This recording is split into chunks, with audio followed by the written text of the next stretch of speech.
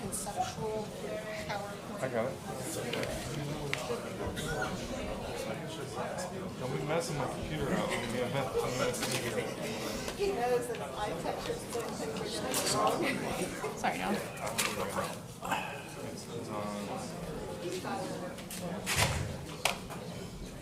Oh, what happened to somebody messed up?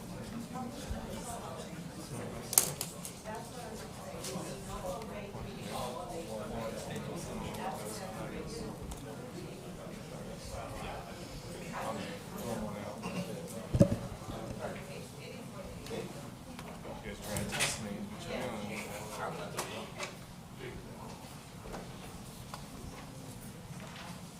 See, it changed my with Brad.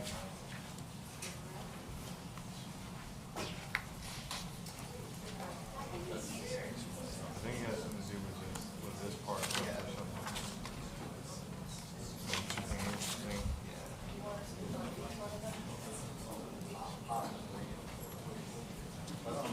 This is what happens when you're not here too. We and Elise are here. They're both here. And then mom is here too, but yeah, I think they'll say a few words. I prompted their brother, and the brother told them where we're looking at. Yeah, that's better.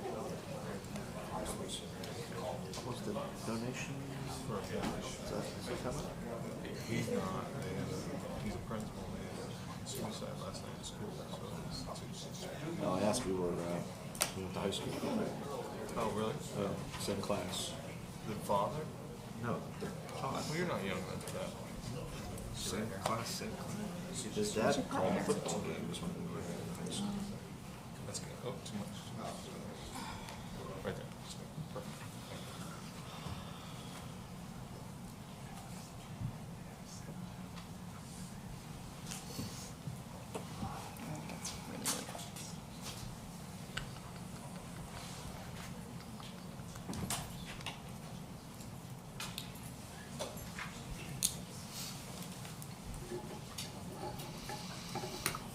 Hey, Lance. Hiding in the corner. Me too. Fresh start, right, Nielsa?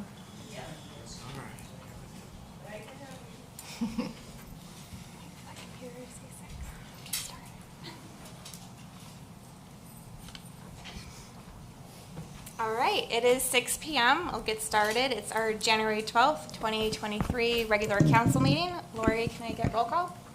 Mayor Young, Here. Vice Mayor Stone, Here. Councilmember DeAmbrose. Here. Councilmember Brandon. Here. We have a vacancy.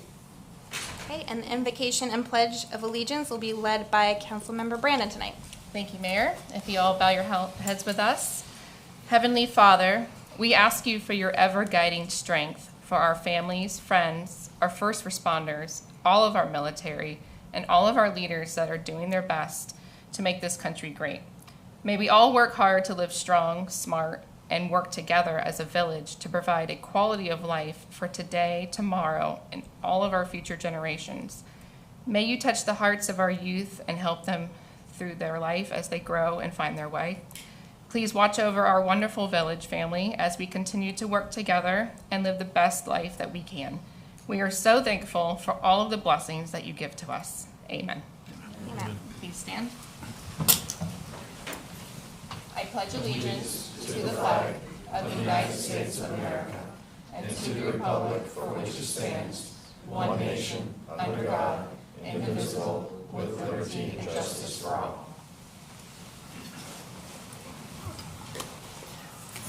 Okay, can I get a motion to approve tonight's agenda? I'll make a motion to approve. I would, before we finalize that, Mayor, I would like to request that we pull items 17 and 18. We just got the use policy. I think there's a number of issues that are outstanding on this, and I also think at this point it would behoove us to consider this with a full council. So I would like to remove 17 and 18 and refer that to a workshop, either in February or March, and then wait for the full council to vote on these two items. I disagree with that. I disagree as well. I disagree.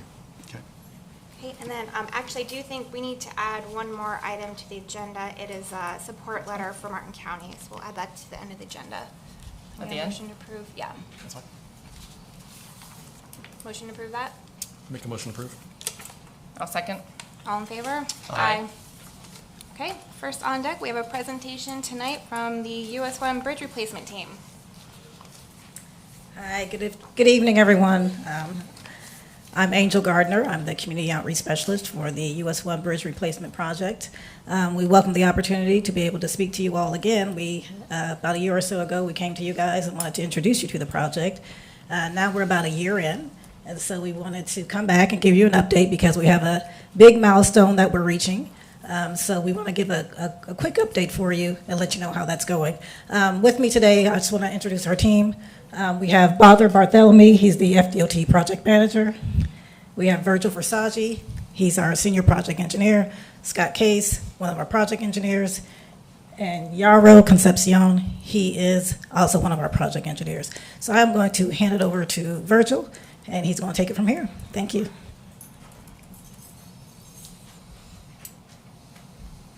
All right, thank you for having us here. And we're going to have a whole bunch of great information for you guys today. First, we'll do a recap for you. So this is for the bridge closer US 1. It's a $122 million project, and with the weather days that we've had so far, we have an increased time to 1,499 days. That's holidays and weather days. Construction began October 2021. We're still on schedule for early September 2026 to complete construction. And we're at $122 million for full construction. The contractor out there currently, the prime contractor, is Johnson Brothers. All right, so I told you it was $122 million. We have a lot of commitments we have made to the town, to the village, to the residents of the community. So we're going to meet those. And the way the DOT meets them is they put the money where their mouth is. They have incentivized the contract. And this is the biggest incentive that DOT has ever given in a contract in Palm Beach County and Broward County. And right now, for us to close the bridge, we're going to start on March 13th. We're going to open this bridge, and by June of 2024, we're going to have 2 lanes of traffic. To incentivize the contractor to do that, we're putting $3.5 million bonus on this contract. And a disincentive, if they're not meeting that date, of $35,000 a day. So it's substantial. We also have 2 other bonuses, one for $1.5 million to have the whole bridge open by November of 2024, and another bonus to finish and be done with the entire project, including restoration, punch list items, which is going to be October of 2025. And I can tell you right now, the contractor is on schedule to make those. We have had some hiccups in the past. I mean, everybody out here, we've had shortages for material. We've had labor shortages. I got to say, the contractor has done a phenomenal job of coming over these shortages and also any roadblocks that are in front of us. My team has been hand in hand with them to try to resolve this and to make the community a priority to get this done. So we can, right here is just a little synopsis of what we went over already. Now for the traffic impacts, currently we're in our pre-detour phase where you'll see lane closures out there during the day from 9 a.m. to 3:30. Sometimes they get a little pushed back depending on how much concrete we're pouring or when we're able to get concrete. We're going to start having night lane closures next week to mill and resurface all of our pre-detour lanes, which I'll get into in a second. On March 13th, the date everybody's been anticipating, we will be closing the bridge, and that will be our only lane closure except for one here or there that is going to be happening for the next 20 months. All access to all adjacent properties, commercial, residential, will all be maintained. Pedestrian and bicycle access will also be maintained. It's just not going to be maintained across the intercoastal. Currently, technically, there's not any there. You're taking your life in your own hands if you cross that bridge. Navigation channel will be maintained. We are looking at options to relocating the navigational channel from where it is. The Coast Guard will be notifying Maritime and also all the marinas if that does go through. We have gotten approval so far. We just don't know if we're going to implement it. All right, like I said, you're gonna see milling and resurfacing now at 4 intersections and along alternate A1A. Indiantown and US 1, alternate A1A in Indiantown.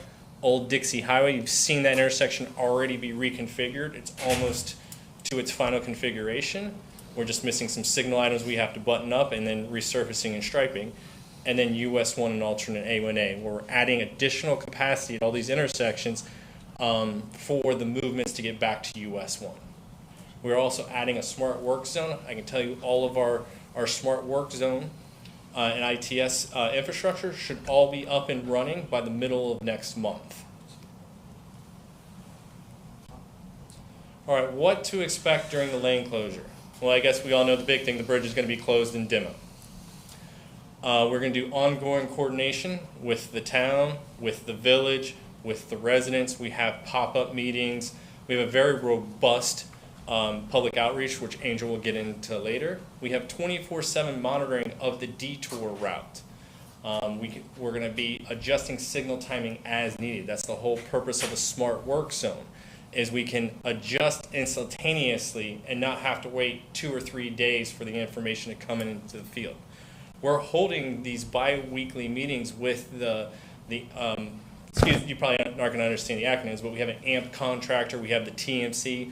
All of these people will monitor the smart work zone to make sure it moves efficiently as possible. I mean, that's, at the end of the day, that is our job. Move residents from point A to point B as efficient as possible.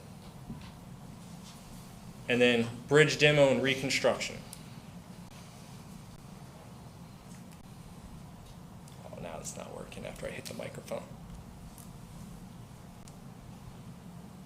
Am I hitting it at the right one?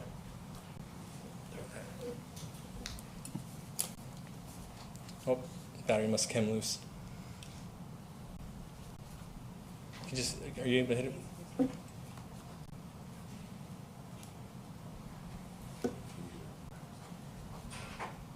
Can we move to Mr. Allen, can we move to the next slide? I'm not controlling anything. Okay. Are we able to? No, we're not able to move it. Hit enter. Go to the next slide.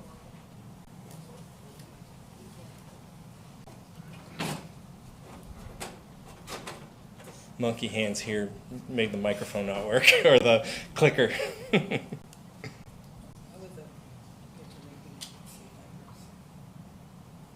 not sure why it's not it's not talking to that.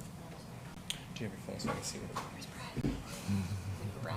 All right, we're going forward. Can you pass me my phone real quick so I can see it?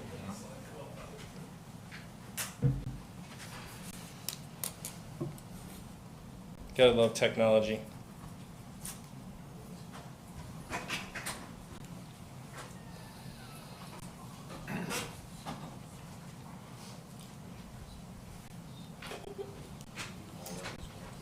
Correct. All right, project progress. We could, hopefully it comes back. You guys get to see the photos of what we have done today.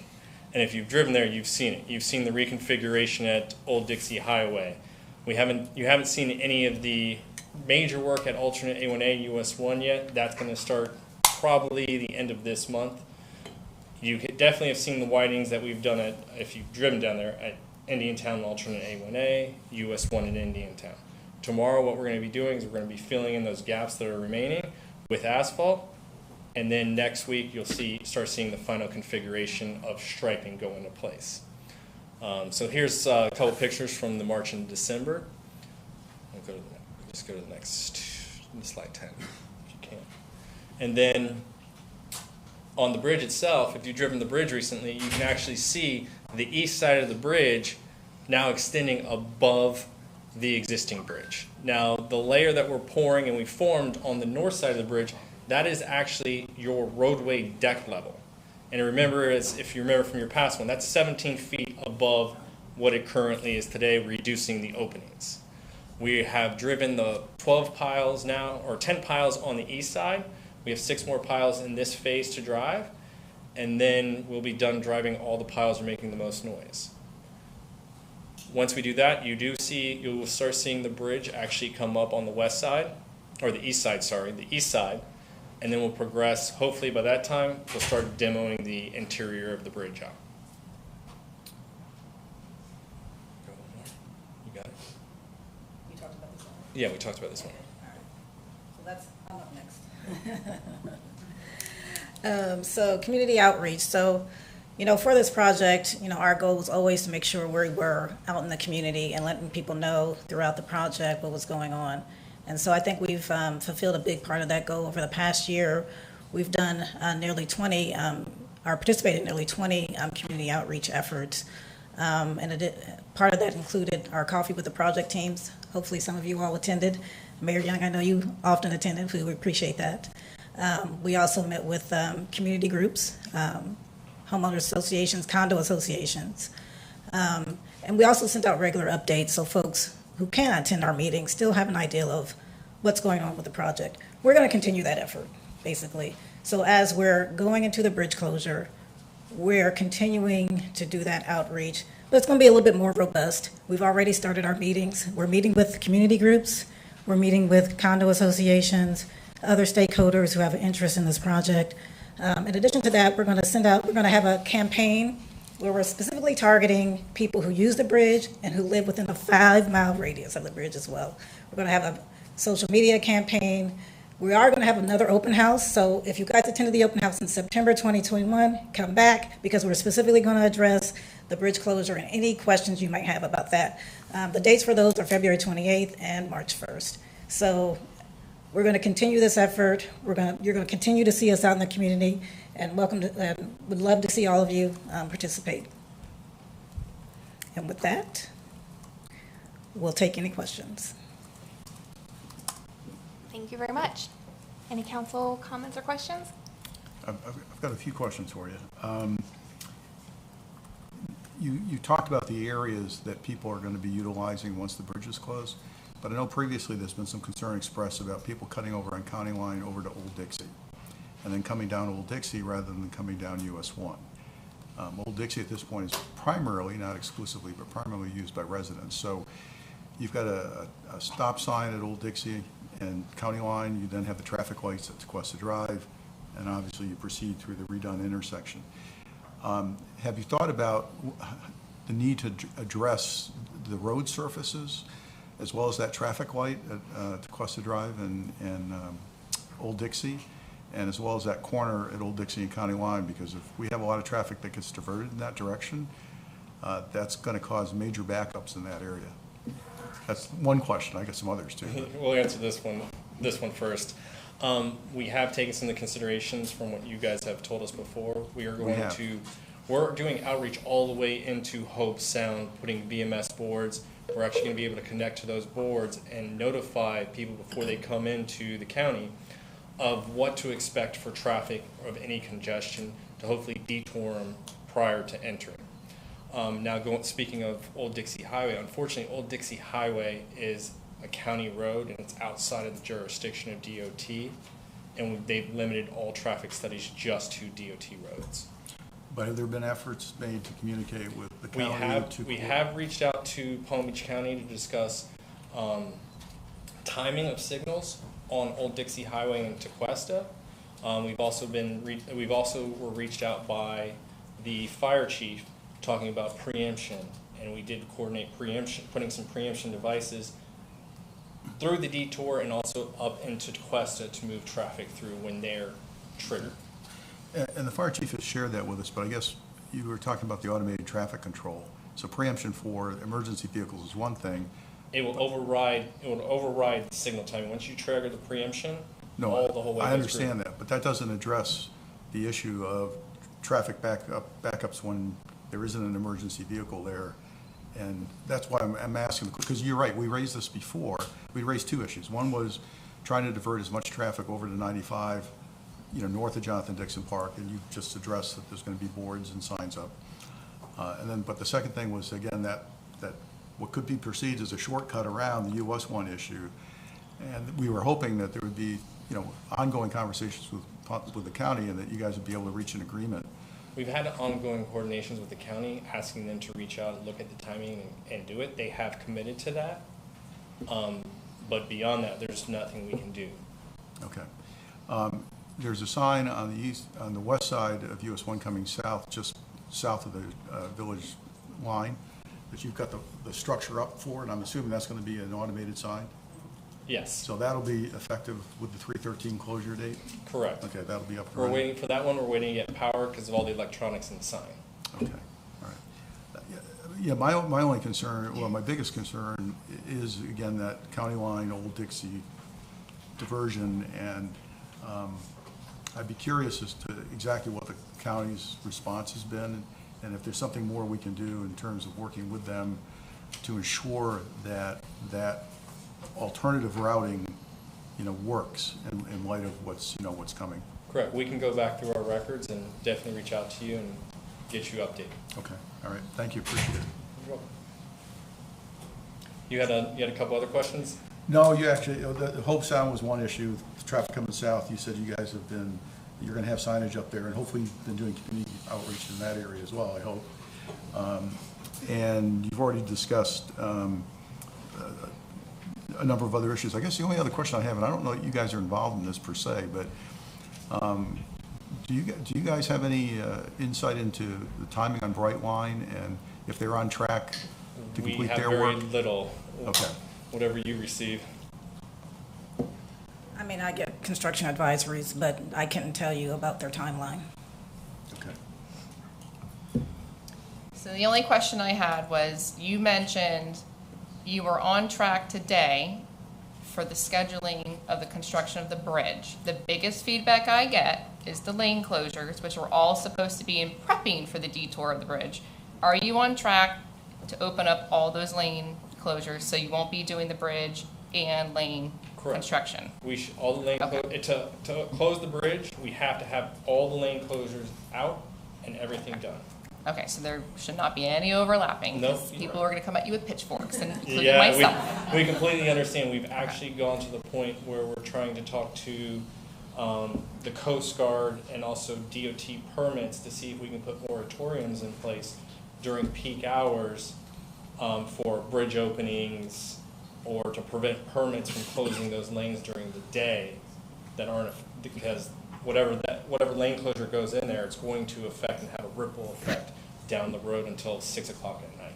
Okay, because as far as myself, but I'm sure others up here, we do our best to help educate our residents that the lane closures are supposed to be to prep for the flow of traffic for the detours. But like it's been stated, we have a lot of other things going on, like the railroad tracks, and then it just becomes a mess. So I just want to make sure you guys are on track for not overlapping us with too many burdens. Yes, we've, as far as the roadway construction is concerned, we pretty much finished all of the roadway widening on all the intersections that we have. What's left is the milling and resurfacing, and that should start next week. So the majority of the lane closures you'll see, you probably won't even see them. They'll be at night. Okay. So there'll be nighttime closures at night for about a month, and then we're done. So probably mid-February to late February, in that time frame, we'll be done with all our line closures. I'm holding you to that. I'm writing it down right now. I know you guys have been communicating well over 4 years, maybe 5 years on this project, and I think you guys have done a very, very good job of communicating. And sometimes the community doesn't necessarily hear it all, but you guys have done a good job of giving opportunity for feedback too, and definitely listen to all the municipalities. And I know you've made some changes that we've recommended over that period of time, so I appreciate that. I know Old Dixie is a county road, and I know you guys haven't done any traffic studies. But in your professional opinion, do you think there's going to be a traffic problem throughout that process, throughout that area? I'll leave that one to you. Yeah, I mean, all I can say is, for this project, the primary focus is to get traffic from US 1, alternate A1A, back over across the bridge, because those are the evacuation routes, right? So that's the priority, to keep those roads flowing. Any impacts the auxiliary roads have coming onto those evacuation roads, which is the detour route, we will have to assess those as the detour is in place, and whatever impacts those have, going forward, we can work with the county to make adjustments, for timing, at certain, areas, on Old Dixie, that we can do some adjustments on. But as of right now, our plan in place is to get traffic from US 1, alternate A1A. That's the traffic pattern that was engineered, analyzed. Get that flowing, get all the signal timings on all the intersections along the detour all synced and ready to open by March 13th to get that traffic flow coordinated properly. And then if we, as the detour happens, like I said, we see, impacts from outside of what the primary detour route is, we can make adjustments during the construction process. I do ask for patience because those first 2 weeks of the detour are going to be horrendous. There's nothing we can do about it because we are disrupting the community's habits. After 2 weeks, usually you develop new habits. So for the first 2 weeks, please don't judge us on it. We'll look at everything after 2 weeks when the habits are and the routines are now established of how people are going to go from their residence to their home or the grocery store. We'll look at that, and as he said, adjust timing at those signalizations, Riverside Center, Old Dixie. My personal opinion, I don't think you're going to have as big impact as Old Dixie as you will see at Riverside or at Center Street. But that's, I just want to say that's the beauty of the smart work zone, concept, because it analyzes just not the primary detour route, it analyzes the effects outside. So we can bring those up in our meetings with the smart work zone committee that we have during the construction. If we see certain impacts that are happening, we can bring those to their attention and make adjustments accordingly. But like he said, those first 2 weeks just give people a chance to acclimate to the new detour route, and then see what happens. And with the smart work zone, we actually have physical data to see where the impacts are. And if you guys would like, we can actually share that data with you guys. It's going to be on a bi-weekly issuance. I think if you want to follow with Angel, we can show you how the smart work zone is working compared to its baseline and where we need to focus our efforts. What I would ask is that if you starting to see an issue with like a county road, and I know that you're not the county, but if you would utilize us as well as partnering into speaking to the county together would be, I think, better than not. So we'd be happy, I think, to talk to the manager. And they are on the smart work zone Yep. team, so we deal directly with them as far as any time adjustments or anything there. So that's the beauty of the smart work zone. Sure. Portions we can get instant feedback and get them to make changes to prove it, but they need to see it before we'll start doing it. I understand it's going to be painful for the first 2 weeks, month, maybe even a little bit longer, but I'm excited about the improvement. It's going to be better for this whole area. Overall, the product you're going to get at the end is going to be a lot better than the product we have today. Yep. I don't know if any of you guys drove it the week of Christmas. We Stay had some away. issues with the cold weather and the hydraulic oil in it, so. Got stuck. Thank you. I have nothing else to add. I'll just say, the communications, we've had progress leading up to the closure and, the help with the preemption devices. You guys have been really great with all that. So we appreciate that, and I trust that relationship will continue through the closure. Yep. So thank you for the update. We appreciate it. And then can we get a copy of those slides? Is that something you can share? I have it. You have it? Okay. I just remembered my last question. Since we're talking about the smart work zone, are you guys looking at the potential impact of the replacement of the Island Way Bridge, which is now the back way out of Tequesta and a back way into Tequesta? So you're talking about the one in Island Way Bridge? in Martin County? Oh, in Martin. No. 'Cause It was brought up, but we. Okay, because there's flows of traffic that come through that area too, through Tequesta, going north, going south, and that bridge, I think, is scheduled to be down, or it's been discussed being down about the same time US 1 is being. Yeah, again, like I said before, I mean, we're aware that, that project is going to be happening up there, but there's no way for us to understand what that's going to be because we're not in that design, element anymore. We're in construction. So the best thing that we can do is once we get our detour in and that project is going on is to see what effects that has coming from Martin as it's coming in, and we can make adjustments, from that. But there's no way to really anticipate what that project is going to do, at this time, for all the way from Martin County. And I assume you guys have heard the Cato Bridge will be closed down for a couple nights, end of January and beginning of February. Real quick with the Island Way, since you brought it up, and please correct me if I'm wrong, I do feel like we've discussed that before, and we're going to see when, you know, it closes what really happens, but I think if you detoured Island Way, I think that was anticipated to actually take you longer than doing the A1A detour. Correct. So like, we'll see, but I know when you guys did your studies and mapped out that actually be longer, so people might not want to take that route.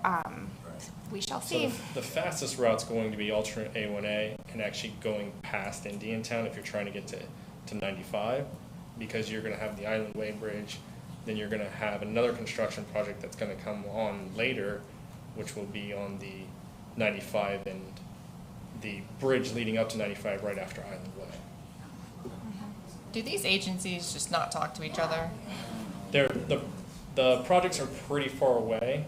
The Island Way Bridge, that bridge is still open. It's a widening project. You will have construction there. It's not going to be like it is with a full closure like ours. I'm sorry, I'd be divorced if I did that. So I don't know the start date, but we are such a long project that it's bound to overlap in some way or form to us. Any other questions or comments? Ma'am. Oh, all right, thank you. We appreciate it. Thank you. Thank you. All right, moving on to the consent agenda. I would like to get a motion to approve, but I would like to consider pulling item number 5 for a donation for discussion. Okay. I'll make a motion to approve that. I'll second. All in favor? Aye. Aye. Okay, so agenda item 5 from the consent agenda is to approve donation agreement between the Village of DeQuesta and Todd Sparger to accept funds to install a bench on DeQuesta Bridge. And I do think Kelly and Shannon are here today. They are. Did you guys want to say anything? No, it's too hard. They were very lovely to the community and did a lot. Thank you. Great. Any council comments or questions on this one? I'll just say I know the family, and there's great history there from their parents and what they did to this community, education, and to them. And well loved within the community. We appreciate it, and look forward to sitting there. Any other comment? No. I did not know the family, but just reading the letter that you sent, you could tell they're very outstanding pillars of the community. May I have just a very brief moment? I would appreciate if you would send Todd my regards. We were both in the class of '85 at Jupiter, so please tell him I said hello. Keith Davis. Yeah. Yep, thank you. He was supposed to be here tonight, but Yeah. he's a principal. He had to stay home. Understood. But yeah, just if you can tell him, send him my best. I will. Thanks. Thank you, Mayor.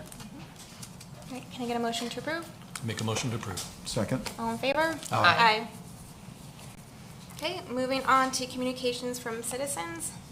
Laurie, do we have anything that's not an agenda item? We have Marcia Nielsen. Hi, Marcia Nielsen, 94 Beechwood Trail. I'm glad that we know about the Island Bridge.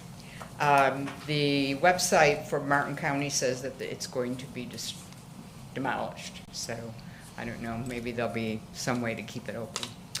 My other thing is my concern on this US 1 bridge is that you have in place a weight restriction on the DeQuesta Bridge right now. Are you going to keep that?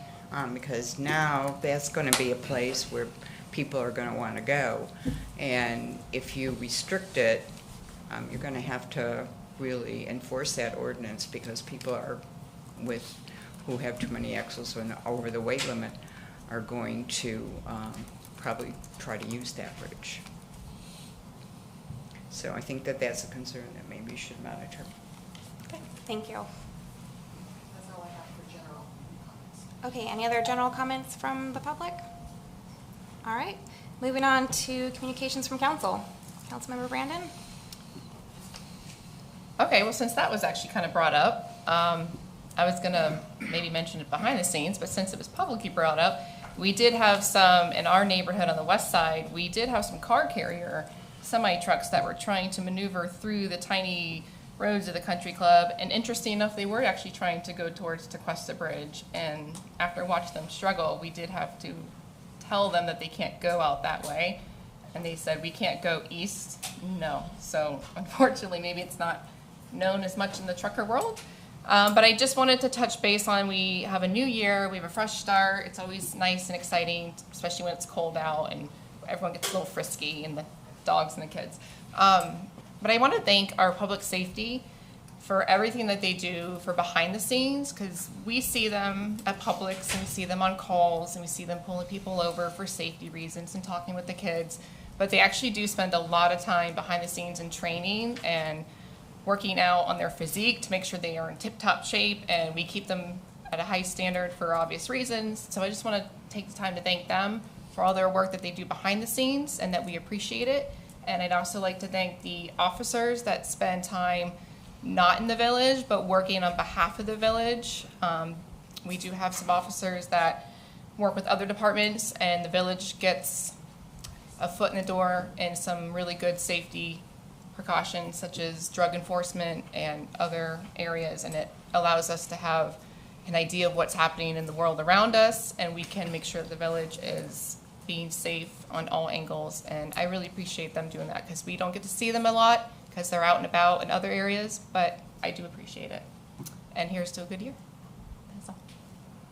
Thank you. A couple of things. First of all, we had Tequesta Fest Saturday, which I think was a great hit, so I want to thank Greg and his staff, and Doug and you and your staff, because I know there were a couple of issues during setup, and you guys handled everything very, very well, and I think the event was well attended, well appreciated, and was a great success. So there's Greg walking in right now, so thank you, Greg, to you and your staff. Thank you, Doug, to you and your staff. I was going to maybe make a suggestion too, that we possibly consider making January the permanent date for Tequesta Fest. I think in the past we've leveraged off of the chili cook-off, but between the chili cook-off, Tequesta Fest, Thanksgiving, Christmas, it's kind of been a lot, and I think Greg's staff would echo that. So I think the January date really worked well, and maybe we want to give some consideration going forward to that. Second thing is, I think we, as a council, perhaps the village manager would do this, but I think we need to write a letter of appreciation to the owner of that property, Betsy Malini, who agreed to allow both the chili cook-off and Tequesta Fest to utilize that property. It is no longer under the lease of the village, so it is no longer a park. It is privately owned. It's now known as One Main Street. And she was very gracious in allowing both events to take place there, and did not ask us for any remuneration for those events. So I think it would be appropriate if we gave her a formal letter of thank you and let her know we appreciated that. I know the chiefs will talk about this, but we have the American Legion dinner coming up, and we have two individuals who are going to be honored, Officer Loney and Lieutenant Dave McGovern, both of whom are outstanding individuals. So my congratulations to them. And then one last thing, Doug, the stop sign on County Line going west. They did put in the light, they did put in the new solar panel, but it's not operative. So I know you reached out to your peers. Maybe you could further look into that. And it looks like everything's been reassembled. They did turn the sign, so it's now facing traffic, but the light still isn't on yet. So anyways, that's it for tonight. Thank you. Yes, sir. Happy New Year. That's it. I have nothing else to add. All right, moving on to standing reports. Village Attorney, No report tonight, Mayor. Village Manager. So that's a Tequesta Fest event. We had estimated 2,500 people for that, just for an update, which is, I think, one of our better attended events. The undergrounding project, just an update on that. I mean, as you guys know, we have a village-wide assessment going on. We should be getting that, drafted that by mid-February, and council will get the first look of that in April. We have the coffee with the manager. The next one is February 14th. We have done our 2-year inspection of Tequesta Bridge, and it did fare very well in the analysis, other than some of the discrepancies we had before. The next event is a Kids Night Out on January 20th, and then the next food truck event is February 3rd. With that, you have my report. Thank you. Any questions for the manager? Okay, next is police department.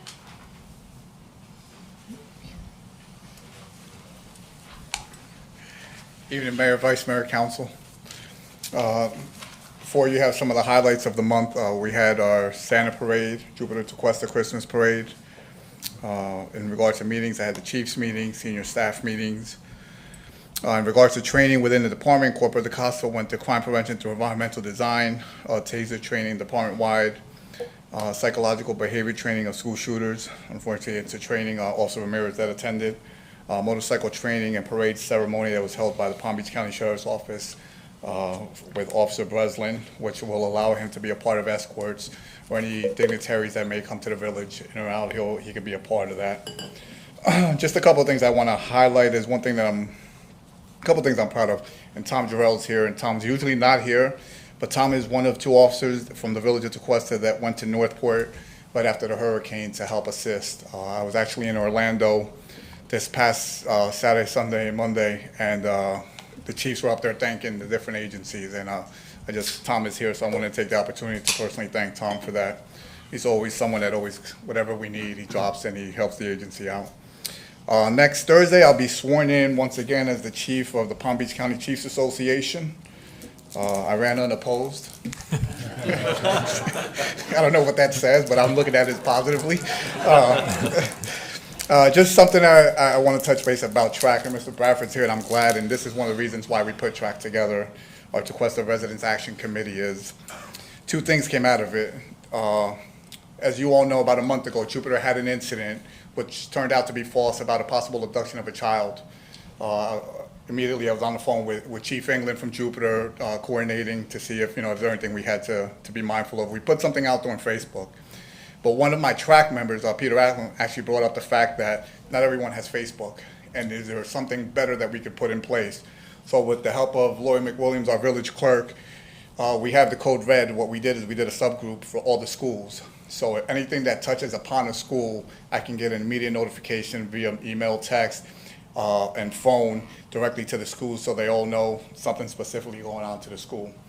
So with that, the second part of that came out of that was Jim and I hosted a security meeting, basically some things to look out for in their houses of worship. Some of our houses of worship have armed guards, some don't, it depends. But we gave them a class in regards to things to look out for, things to be mindful of, and how we could better communicate with one another, God forbid an incident does occur. We had some great feedback. We actually put them through our virtual simulator, gave them an opportunity to kind of go through some scenarios with that. And what I will tell you is also from that, what we did is, again, with Laurie's help, thankfully, we created a subgroup just for the churches. And, during certain times of the year, I'll give you a case in point, when Roe versus Wade was overturned and that came out, St. Jude's had reached out to us. They were in fear of things going on. So we just kind of wanted a better way of communicating with each and every one of them. And one thing that we found out in communicating with the churches were that some of the people in that security position were new. They honestly didn't get a playbook on what ifs and what have you. So we're coordinating with Lieutenant Smolin to kind of go over a little more in depth with them, point people, things to look out for, and how we could better communicate if we do come upon that scene, just who's an employee, who's not, just to be mindful of what we have, when we go in there. But I'm glad that I come to this, and I love this, and we got to consider about Marcia, Tom, bringing Marcia into our track, because you just made a good point about the bridge and about the weights, and you talked about that. So Jim and I just sat there real quick, so what we'll do, and obviously I'll tell the manager later today, but we'll put the message board out there, we'll put our message Facebook. As you all know, I have a Chiefs Corner that comes out, that was Mr. Bradford's idea, that comes out every week. Through the village clerk's office. We'll put out a reminder about that, and we'll also have our motorcycle unit, James Breslin, out there with some enforcement and some education as well, just to kind of prep us for the time when it comes. So it's something that we got to get the message out a little bit better, do a better job on that. So that's definitely something that we'll take a look at and get accomplished. Great, thank you. Any comments or questions from council? Just one quick question. I think I know the answer, but as part of that notification process with the schools and churches, have we included Hannah's Home in that as well? No, we didn't, but we definitely could. Okay. Can I do a ride-along with Officer Breslin? When it's raining and he's in a vehicle, yes. You'll be very busy if you're with Officer Breslin. Yeah. Absolutely. All right, next up, fire department.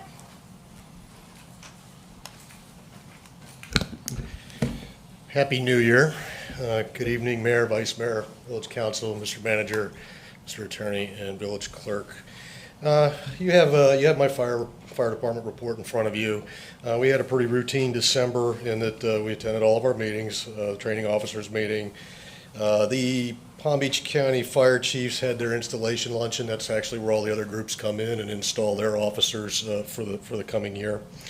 We had the safety committee meeting. We had the Jupiter Inlet Colony holiday party, where we actually got to go and meet and talk with all the officers and elected persons from the Jupiter Inlet Colony. There was a DRC meeting. Regarding training, we had a water rescue training class that we held over a 3-day period for all of our shift personnel. We did finally receive our COPCN from Palm Beach County, along with our state ALS license. I know I've talked about that before. Personnel announcements and training. So the first thing I want to say is, for the first time in 2.5 years, I can report to council that we are fully staffed, which means all of my FMLA guys are back healthy and on fire trucks. Along with that, firefighter Atkinson completed probationary training. We did have one firefighter resign, and we were able to hire off our list, so we have another firefighter that started, so that's why I'm able to report fully staffed. Our public outreach, obviously December is a big month for that. We did Holiday in the Park on the 2nd. We held our Christmas open house on December 10th. That's the first one we've had really since COVID. We just have not been able to do it. So we were very happy to get back into the swing of things and get back out there and mingle with the people. On the 11th, we followed up the open house by participating in the Jupiter to Cuesta Christmas Parade. And then another little event happened over December that I'm pretty proud of myself, is that we brought in our first non-combat volunteer. This gentleman actually is a retired fire chief from Palm Beach County.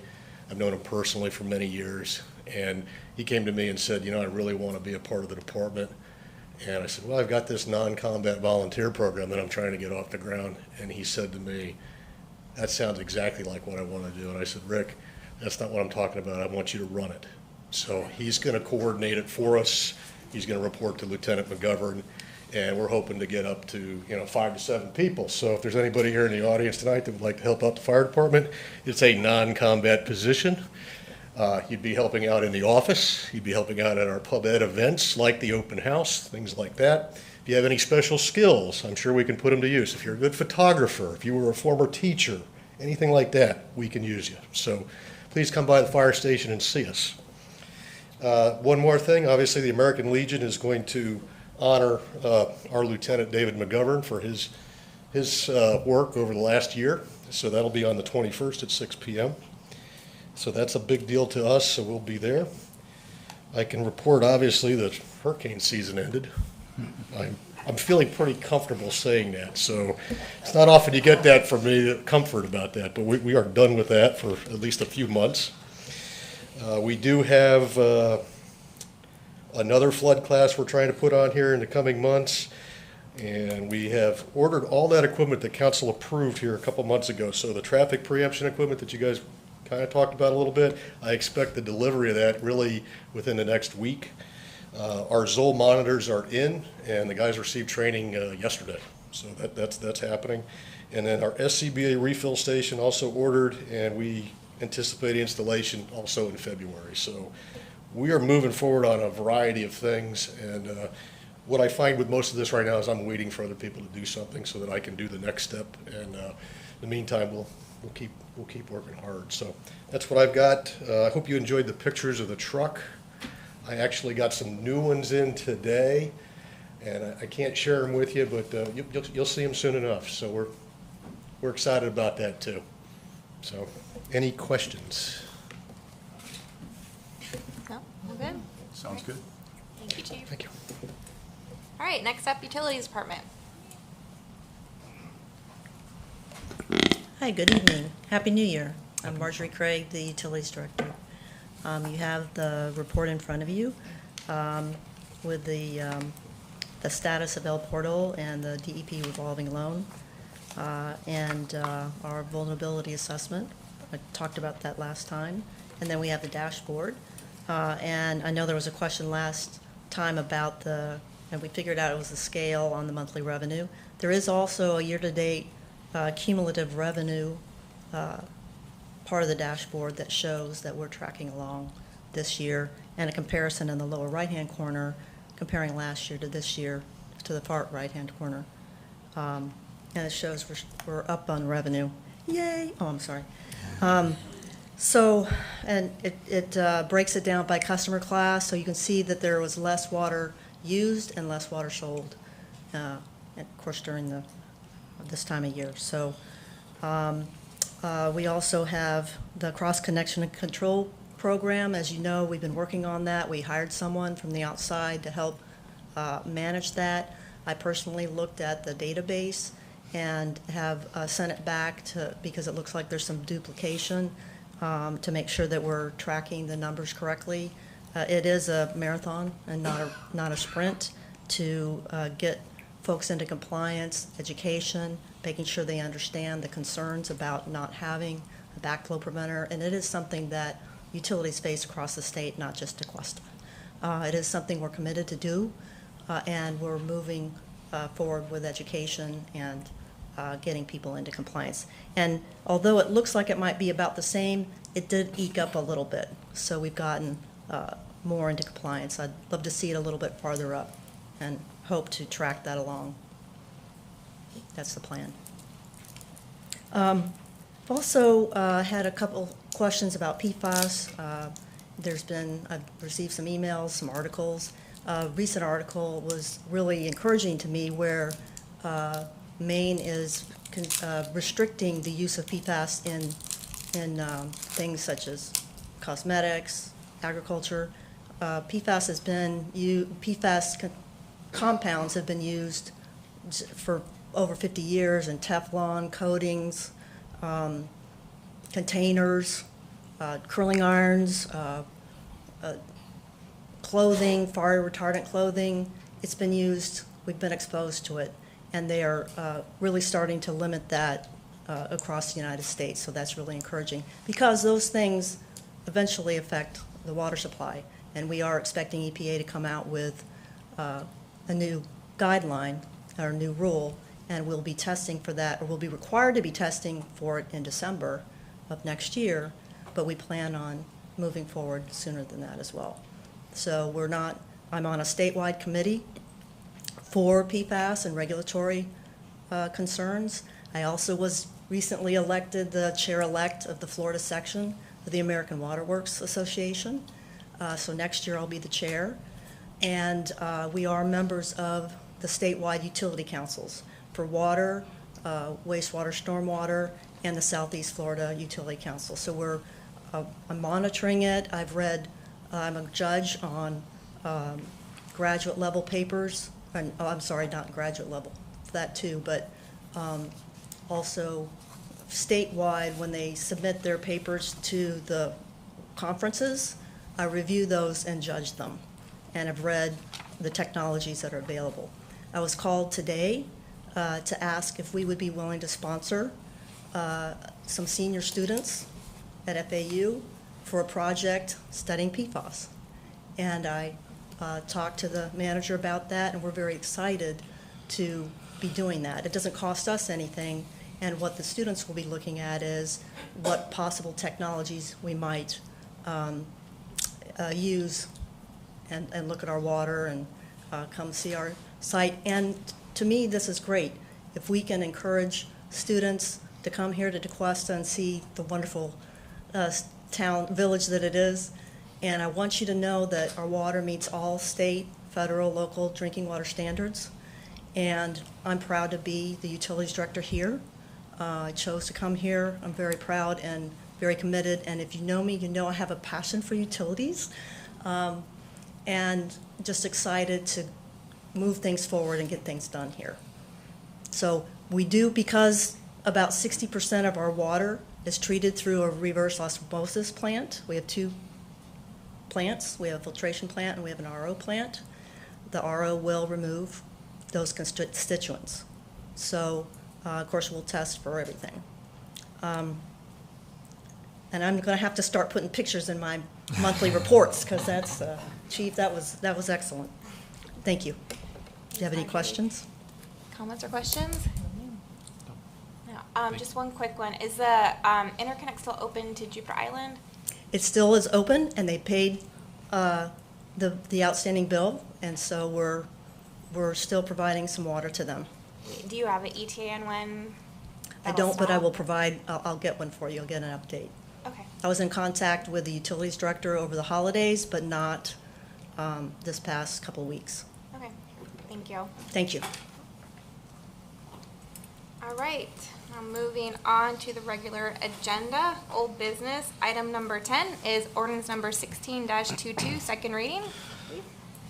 Thank you, Mayor. Ordinance 1622, ordinance of the Village Council, Village of Tequesta, Florida, amending Code of Ordinances at Chapter 78 zoning, Article 9, supplemental regulations, Section 78.333, contents of application, to require irrigation plans to be submitted in conjunction with landscape plans during the site plan review process.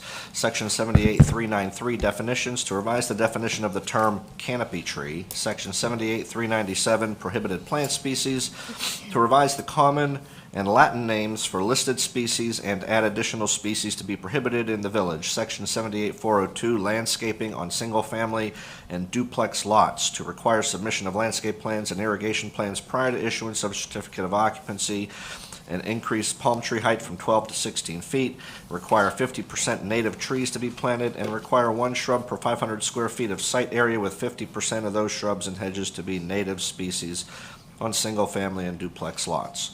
Section 78.403, landscaping abutting residential areas, perimeter planting strip required. To revise the section heading, require hedges to be planted on the outside of walls where required for commercial property abutting residential property, and revise the wall, hedge, and landscape buffer requirements for all multifamily, mixed-use, and commercial land uses. Section 78.404, ground cover and trees and planting strips, to increase the required palm tree height from 12 to 16 feet.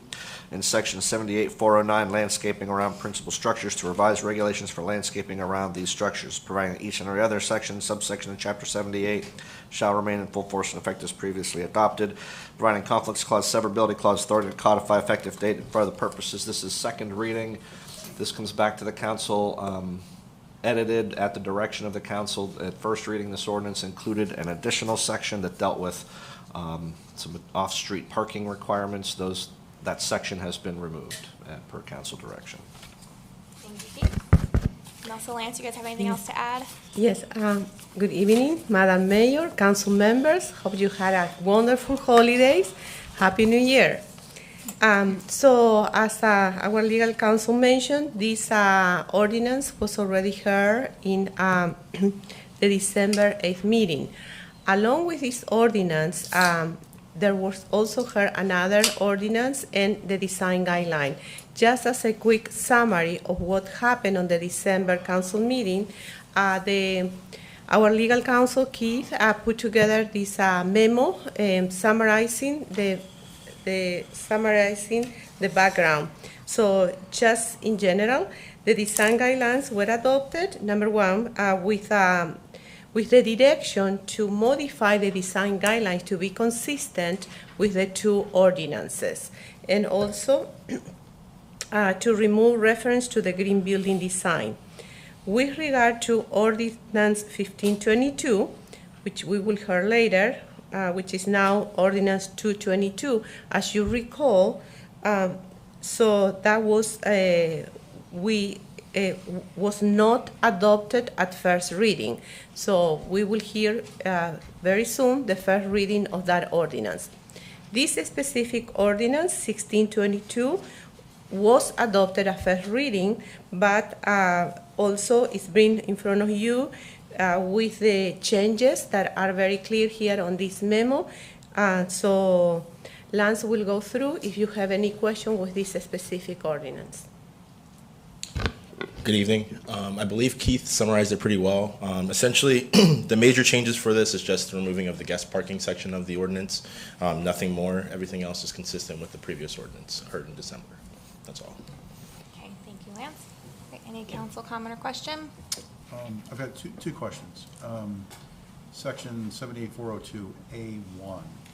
If if you go down towards the bottom of that section, it says, provisions shall also apply to any renovation, restoration, or construction activity to the existing structure or existing landscaped area within the renovation.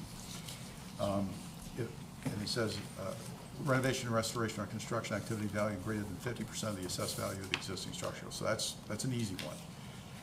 Where it gets, I think, a little more complicated is, or 50% of the estimated value of the existing landscaped areas determined by the Department of Community Development. My question then is, do we have clear, specific guidelines as to how we determine that, so that somebody walks in that door, and you say to them, okay, this is going to exceed 50% of the value, they know exactly how that's been calculated, and it's consistent from residence to residence to residence throughout the community?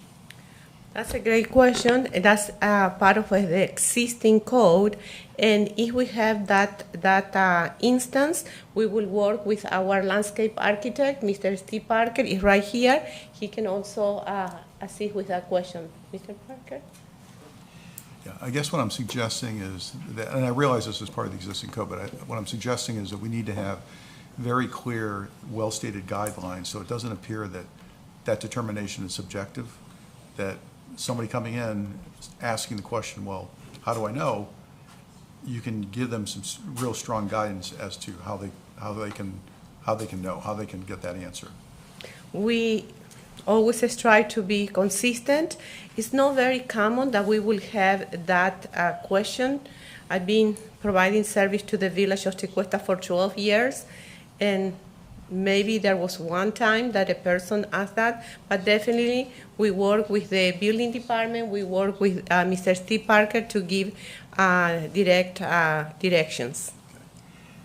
Yeah, and it may be a situation too where people just don't come forward and ask it, but all I'm saying is I can see where this could become problematic if we have people coming in and doing significant renovations, and let's say they don't exceed the 50% of the value of the assessed value of the home, but they're also doing extensive renovations to their landscaping. I can see where, again, if there's not clear guidelines in terms of how you determine that number, it could be problematic. So to the extent that you can provide a process there and guidelines there, I think that would be beneficial. I think it's definitely we can work through the village manager to put together some specific set of guidelines in cases of that. I think it's a great idea. I will work with Mr. Allen and provide a specific. We can even put that on our website on the community development.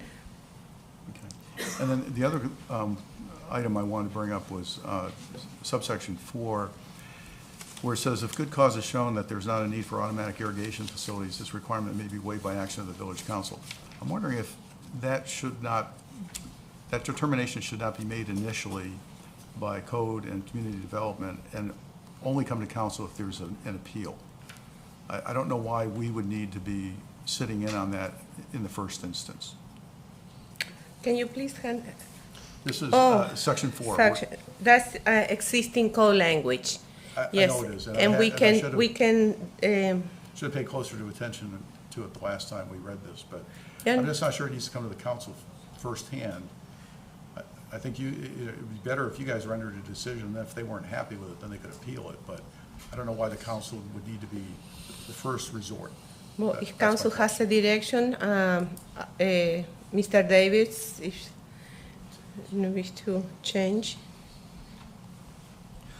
We would need to bring this back if you want to make, if the council wants to make that edit tonight, and you're free to do that. We would have to make the change. I think it would affect the title, and it certainly would affect the substance of the ordinance, and it's a small text edit, but it's a significant substantive edit. So you can do that, but we would have to bring this back. Alternatively, you could pass this ordinance on second reading, and we could, if the council wanted that change, we can bring that back as a separate document. But you would need 2 votes on that second. Beg your pardon? You would need two Yes, months sir. worth of work. Yeah. I don't know if anybody else shares that concern, so. What section was, you said This section is 4? Section 4. 78. 78,402. So, I don't disagree. I would say make the change and bring it back next month. That's what I would do. I'd pass it now and make that change and have it as an addendum for next month. What do you want changed? The first place they're gonna come to if they want a waiver is the council, and I was saying, I don't know why the council needs to be involved in the first instance. I would think between community development and code, they could make that determination, and then if somebody wasn't happy with it, they could appeal to us, but I don't know that we need to see those in the first instance. Another suggestion is if the council agrees, we are actually right now compiling for our glitch list. So there are, through the existing code, there are minor modifications that we could bring all together at once.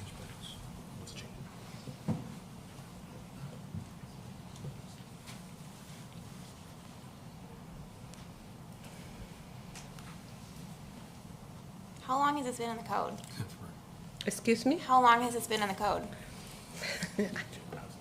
Yeah, many years. I mean, it's been for a long time.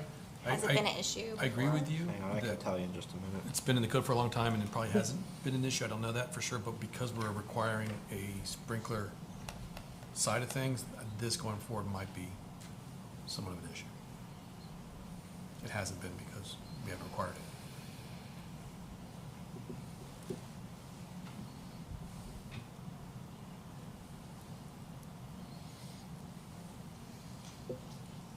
So you want staff to decide whether to waive it or not? I think you should come to staff first, and they can make the determination, and then if the individual's not happy with it, they could appeal it to us, but I don't see why. This is not the kind of thing I don't believe that should be coming to the council in the first instance. I think staff is quite capable of handling this, but only if would there be appeal to, I think you should be coming to council on this item. Mayor, according to the legislative history, the last time this code section saw an amendment was in 2014. Now, whether that language was actually amended, I can't tell from looking at the legislative history, but I can tell you the last time 78,404 was in any ordinance was 2014. Councilmember Brannon, any thoughts on that? I'm thinking. I just don't know why we don't just leave it the way it is for right now. Why complicate it? Well, I think the vice mayor suggested that we pass it as it is and then just amend that particular section and bring it back at the next meeting. So that would allow us to pass this ordinance and then just do a post-passage amendment. Same thing. Okay. Any other, we can circle back on that, I still need to do public comment. Any other council comments or questions? I'll think about it while we do public comment. Okay. Okay. Laurie, any public comment? Yes, Mark put up. Thank you, I'll have to say anything on this one. Any other public comment that didn't submit a card? Nope. All right, Councilmember Brannon, was that enough time to think?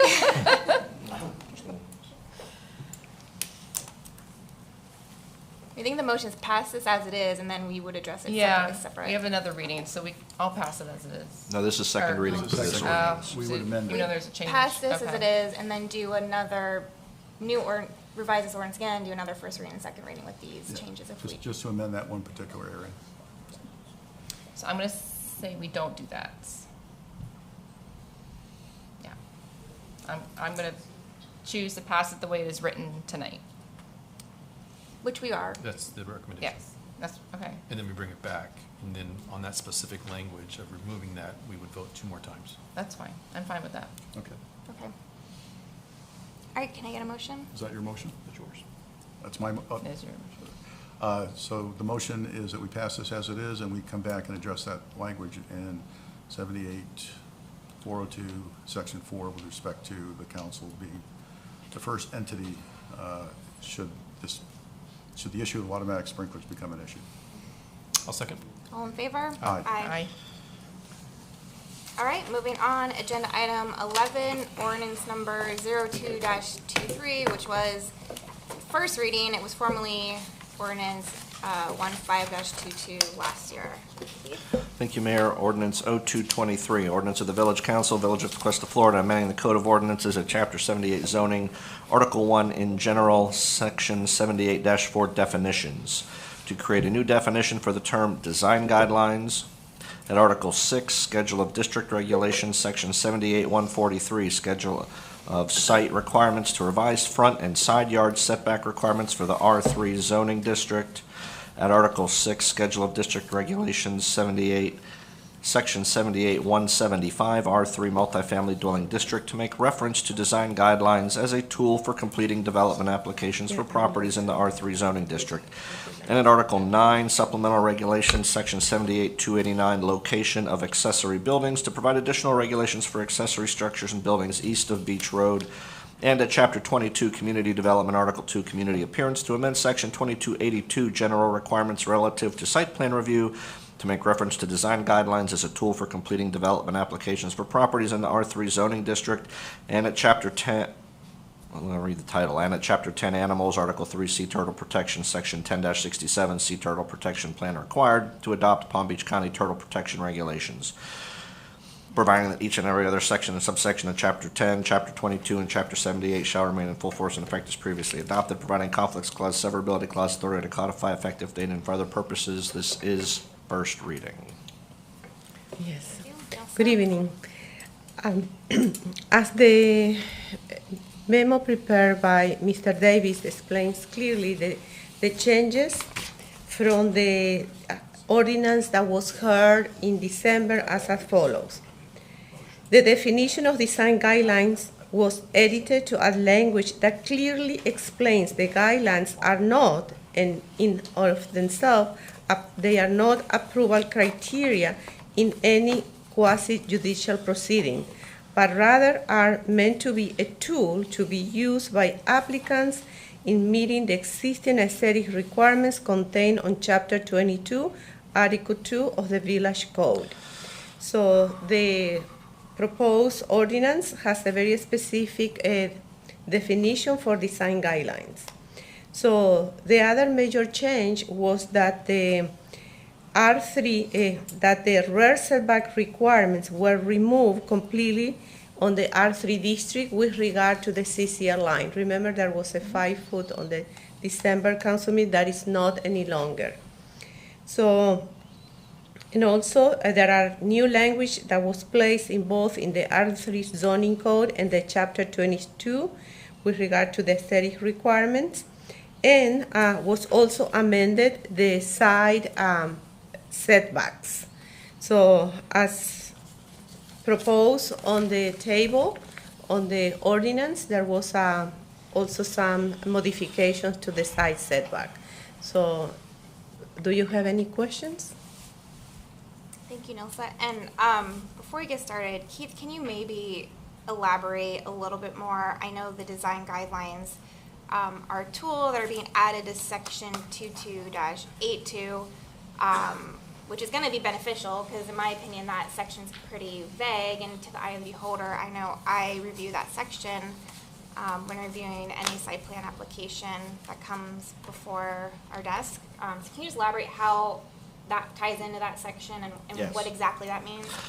So, Village Code 2282 is the code section that contains the criteria that have to do generally with the aesthetics and appearance of any building, and that goes through the site plan review process. And it has 4 or 5 criteria. Those criteria are, as with all other criteria that apply to a site plan application, have to be met by the applicant in a quasi-judicial hearing by placing evidence in the record that they've met those criteria.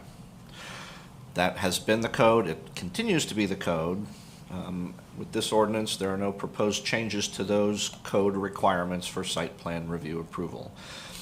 What the design guidelines do at this point, you've created a tool for the R3 zoning district that applicants, we are requiring the applicant to use this tool as an exercise to meet your code requirements for architectural and aesthetic approval criteria. And the guidelines, as you know, I mean, you've workshopped them. There was very robust debate at your last council meeting. The guidelines contain quite a few pages of examples and illustrations, and in addition, a checklist that is, again, meant to be a tool for the applicant to use to show how they have met the code criteria in Chapter 22. So when a site plan is before you in a quasi-judicial proceeding for approval, the criteria in the code have to be met. What you're going to see in that site plan application, you'll have the application, you'll have the staff report, and then I suppose, and community development can correct me if I'm wrong, part of the staff report would be that checklist, and it'll show how the applicant used the design criteria to meet the Chapter 22 code requirements. I believe there is an opportunity, it's not strictly checking a box, I believe there's an opportunity for the applicant to give some narrative. You know, this is what we did, this is why we did it, this is why we didn't do this, and this is why we did that instead of this, but this is what we did based on the guidelines, and this is why we believe we've met your code requirements for architectural and aesthetic approval. So at the 10,000-foot level, that is how this process is contemplated to work on a going forward basis. Thank you, Keith. All right, council comments, questions? Can I ask Attorney Davis, in layman's terms, if you don't mind, a brief little summary of what it is that we're voting on in this item? Okay. So that people listening know Absolutely. exactly what we're voting on? So at the last time you saw this, this was titled Ordinance 1522. And this ordinance does a couple things. It puts a definition for those design guidelines into your code. So there's now a definition. When someone talks about design guidelines, this is what we're talking about. In terms of substantive code changes, when you go into the R3 code, the way it's written right now, the side setbacks in R3 kind of give you this very difficult to apply step-in wedding cake kind of pyramid concept. You go up 10 feet, you go in 2 feet, you go in up 10, in 2, up 10. So we smoothed that out. So instead of going up and then the proposed code, now you kind of go up, go in, you go up, you go in, and that's it. You know, in my opinion, it doesn't really take away, it doesn't give or take in any significant amount. It smooths it out. When you saw this last month, there was a proposed change to the rear setback in R3 based on the discussion at the December council meeting. That change has been removed, so that's no longer in here.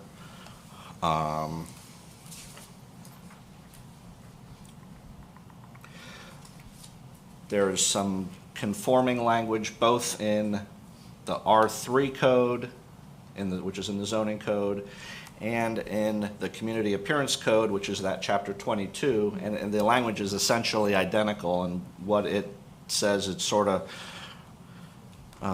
reinforces the definition. Again, it says applicants need to use the design guidelines as a tool to meet the criteria in Chapter 22, but the design criteria themselves are not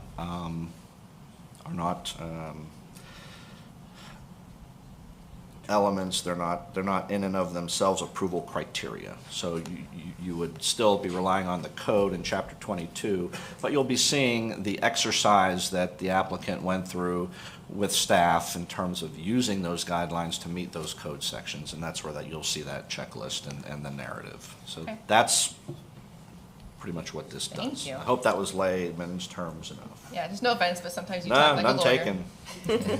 And I know that sometimes people listen, they're like, wait, what? Wait, But follow-up question to Nielsa, so when we talk about those side setbacks where they're indenting in, does that still give a developer creativity to choose where the indents are? As long as they meet the footage somewhere on this side or both?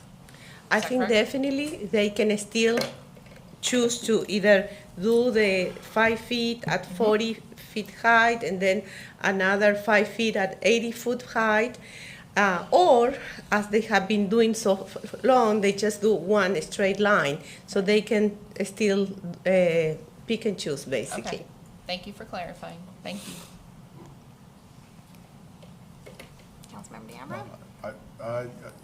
Some of the concerns we had in December, I think have been addressed in this revised language, so I'm good with this as it is. I have nothing to add at this moment. And one other thing, Mayor, with your permission, just so that the council's aware, since I want you to understand how this process happened after your December council meeting. Myself, I took the discussion from the council meeting, the direction that council gave, and I drafted the changes that you see in the ordinances that are before you. Community development did the same thing with the design guideline document. Once my office, their office, the manager's office, looked at all this, talked about it amongst ourselves, and got it where we all thought that we had met the council's direction and adequately addressed the comments and the discussion from the December meeting, we then sent it out to the folks who were here, who represented the residents, and basically said to them, here are our changes, do you have any comments?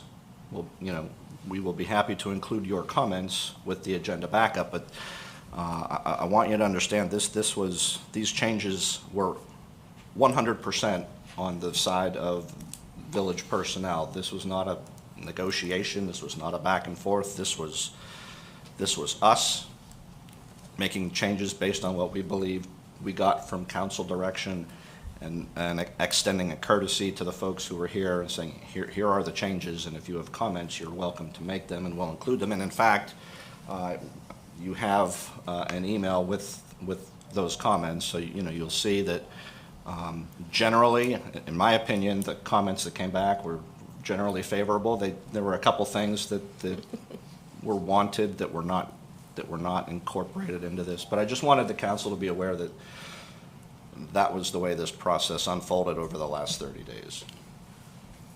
Thank you. Okay, I just have one comment on the very top side setback, so it's going to be, I think, 80 feet in height or above. Yes. The last ordinance had it at 35 feet. And then I think the current existing code at that height is 32 feet. Yes. So this was changed to 30. I would like council to consider is keeping it at 32. No change for the top setback. That's fine. Why was it changed to 30? Because previously we have 5 feet and then 10 feet, there were 15 feet total. So if we want to do it 32, we just need, instead of using the second 5 feet, we should just do a 7 feet. We just choose round numbers, 5 feet and 5 feet, but definitely we could do it 7 feet, so it will finish at 32 and not 30 like it is right now. And the only thing I can add to that, it was the change made it a smoother smooth out, but again, that was strictly an internal discussion and decision. This was not, and my recollection was, when the council was presented with the objections and the comments from Ordinance 1522 in December, I don't recall there being any at all discussion about the side setbacks. It seemed to me, my recollection was the discussion focused on the rear and then the parking in the other ordinance. So, so that's all that to say that I don't know that it's a magic number. It was just a smoother smooth out. But if the council's more comfortable with the other number, we can make that change tonight and bring it back at second reading with that edit. I think Councilmember Danbury, you said leave it how it was. Yeah, I'm not sure if I misunderstood what you were saying, but we said we wanted the top to be where it was. Okay. So increasing it by 7, isn't that, or increasing it from 5 to 7, isn't that shrinking the top? Yes. Beyond what it currently is under the code? No, because right now the setback itself, I think you have this, is at 30 feet instead of 32. And the only reason is that because there are 2 feet that, we can add it. Instead of having 5 feet, it should be, it could be 7 feet, so we can get to the existing code finish at 32. Right. So I would like to just consider leaving it at that, how it already is. I'm okay with that.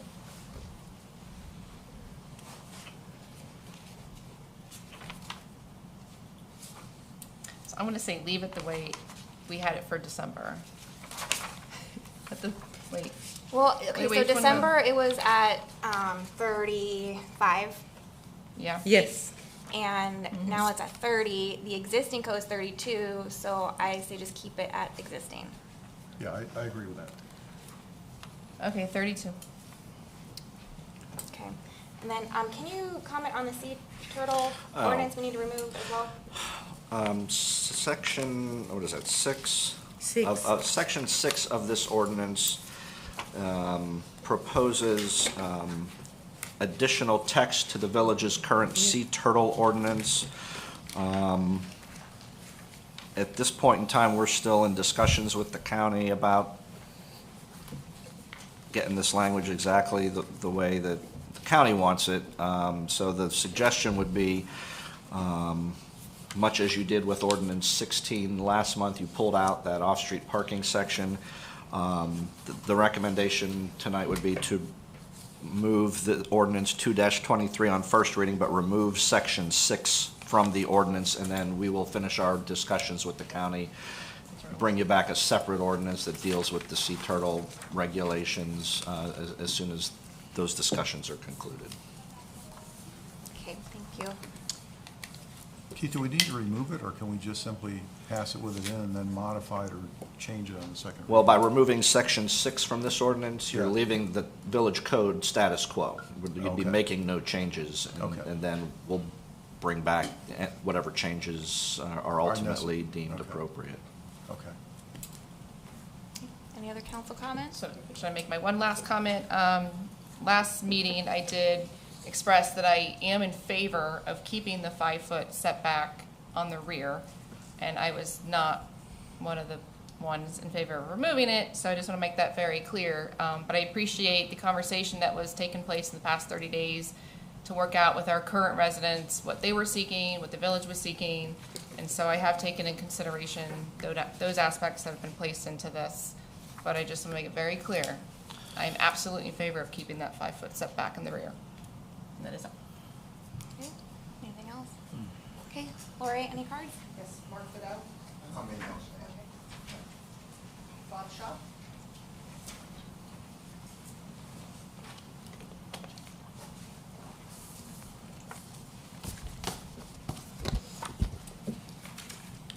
Good evening. Bob Shaw, 198 Gulfview. Excuse the dollar store readers, by the way. I want to take a few minutes of your time to address the removal from the ordinance of the 5-foot rear setback from the coastal construction control line. It was written to the prior version of the ordinance that was on the agenda in December. During discussion of the setback at last month's meeting, council was asked, where is the science behind it? Where is the definitive data to support it? First, it's worth noting that the proposed setback revisions were developed by the village's own staff, vetted by the village attorney, and approved unanimously by the village's local planning agency. But if one needs justification for requiring redevelopment projects to be further away from the ocean and the dunes, one should listen to the scientific community's conclusions that sea level rise due to climate change is inevitable. Plain and simple. According to the National Oceanic and Atmospheric Administration, sea level rise on the east coast of Florida will be approximately 10 to 14 inches in just the next 30 years. Coupled with this sea level rise will be the encroachment of the ocean over the beach and closer to any structures built adjacent to it. NASA estimates that for every foot of sea level rise, the ocean will move up over the beach between 75 to 100 feet. Along with this significant loss of beach and dunes will also be the more frequent and intense storms due to climate change. The beach erosion that took place along Beach Road at Seaglass this fall during a storm event was alarming. Not only was the dune erased from the ocean side of the project, but sand was being carved out along the side property lines going inland. Now picture how that scene might look when the ocean is 75 to 100 feet closer. There's a reason why the engineering staff of Florida's DEP currently assesses this narrowest portion of Jupiter Island that falls within DeQuesta's border as critical relative to the severity of beach erosion. Beach replenishment and dune restoration are stopgap measures at best and are not the solution. Sea level rise and loss of beach and dunes are inevitable, but the failure to respect the science is reversible. At last month's meeting, Councilor Brandon made an impassioned plea to her fellow councilors to address this elephant in the room. Climate change and sea level rise are here, and the implications for the Beach Road corridor are clear. I urge the council to engage Councilor Brandon on this topic, or to at least reconsider a 5-foot rear setback of the 1979 CCCL. Granted, it's a modest step, but it will help prolong the integrity of the beach dune ecosystem as well as ensure the safety of residents on a critically endangered barrier island. Thank you. Thank you, Mr. Shaw. Jonathan Griffiths.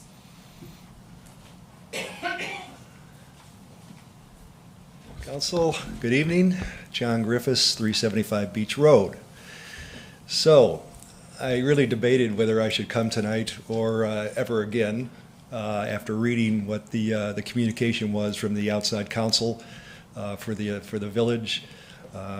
This description by Mr. Davis of how the decisions were made to take all the teeth out of the design guidelines and basically just make them a tool by which developers need to adhere to commit to build to.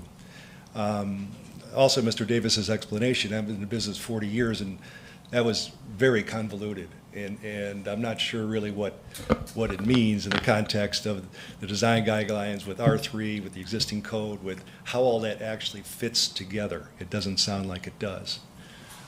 So I think, in my mind, and maybe I'm 100% wrong, based on what I read, the letter from the outside attorney, the comments and emails back and forth from the attorney for the 350 building, which is what this is all about, it's basically a done deal. And I hope I'm wrong, but that's the way it appears to me, based on taking all the teeth out of this and just saying, okay, here, Mr. Developer, we would like you to pay attention to this, but you don't have to adhere to it, really, because it's not part and parcel and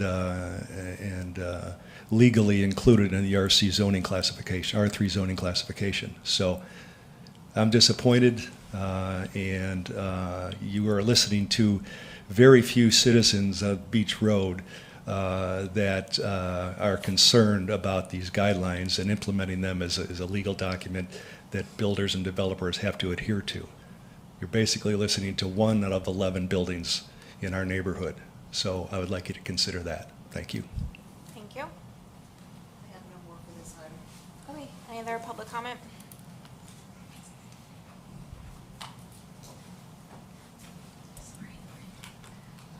Hi, Jessica Namath, 20 Shady Lane.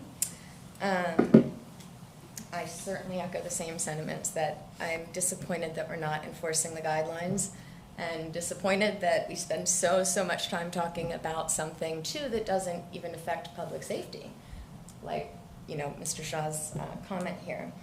I wish that I was inviting all of the kids that are part of the JRFSA over at Jupiter High School that are part of the environmental research program. I brought my daughter because the 2 elements in this that are scientifically backed and proven that have an effect on human life are being excluded here. The sea turtles don't have an effect on human life, I apologize. But just to be clear for everybody, we're taking out a 5-foot setback for new construction buildings on a barrier island in 2023, excuse me. So that's a choice that we're making that I think is not supported by science. So again, for those of you that that supported taking it out and that would not vote to put it back in, what are you basing that on? What science or what is supporting that decision? I cannot understand, because personally, if anything happens, which we know the water is coming and we have storms that are getting bigger, I would not want to be the one making or having made that decision. So again, I'm very, very disappointed in this as well. Thank you. But thank you, Laurie, for supporting it. This is not directed to you, of course. Thank you. Any other public comment? No? All right, any other council discussion? So I just want to reiterate something I brought up at the last meeting. The state of Florida made a choice in 1997 to create a new coastal construction control line. And yes, when you look at it, it actually cuts all of those beachside properties in half. So clearly you wouldn't probably be able to put a building of condos plus parking and all that on that. So they have been grandfathered in for redevelopment to go by the 1979 lines. Is it 79? Is that correct? Okay. So when I asked when I was okay with the 5 feet, for me, it's just 5 feet.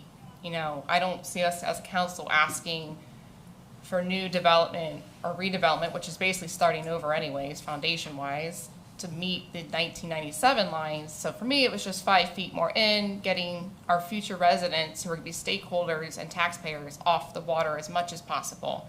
And as far as science, I know there's a lot of science out there, but also coming from a Floridian family and seeing pictures back from the 40s and 50s, I mean, it's clear that there has been changes. So I'm not comfortable having the 5 feet removed out of it, so I will probably not be in favor of passing it the way it is tonight without the 5 feet. So I will actually make a motion to add the 5 feet in the rear back into it. And if there is a second, then there's a second. If there's not, but I am making a motion to add the 5 feet back in the rear. Is there a second? Not for me. Not for me. No. Okay. Okay, so then the other items we talked about earlier was changing the 30-foot setback at the 80-foot plus to 32 to leave it where it's at with the existing code, and then removing the county sea turtle portion from section 6 and bringing that back later once they work out the specific language with the county. You just made the motion, but you're the mayor, so you can't. Yeah. So No, I will echo what you said, that we pass this with section 6 removed and with the change so that the upper level of the building mimics the current code. I'll second. All in favor? Aye. Opposed? Okay, moving on to agenda item 12, consider approval of the updated beach road design guidelines. Nelson, one more time.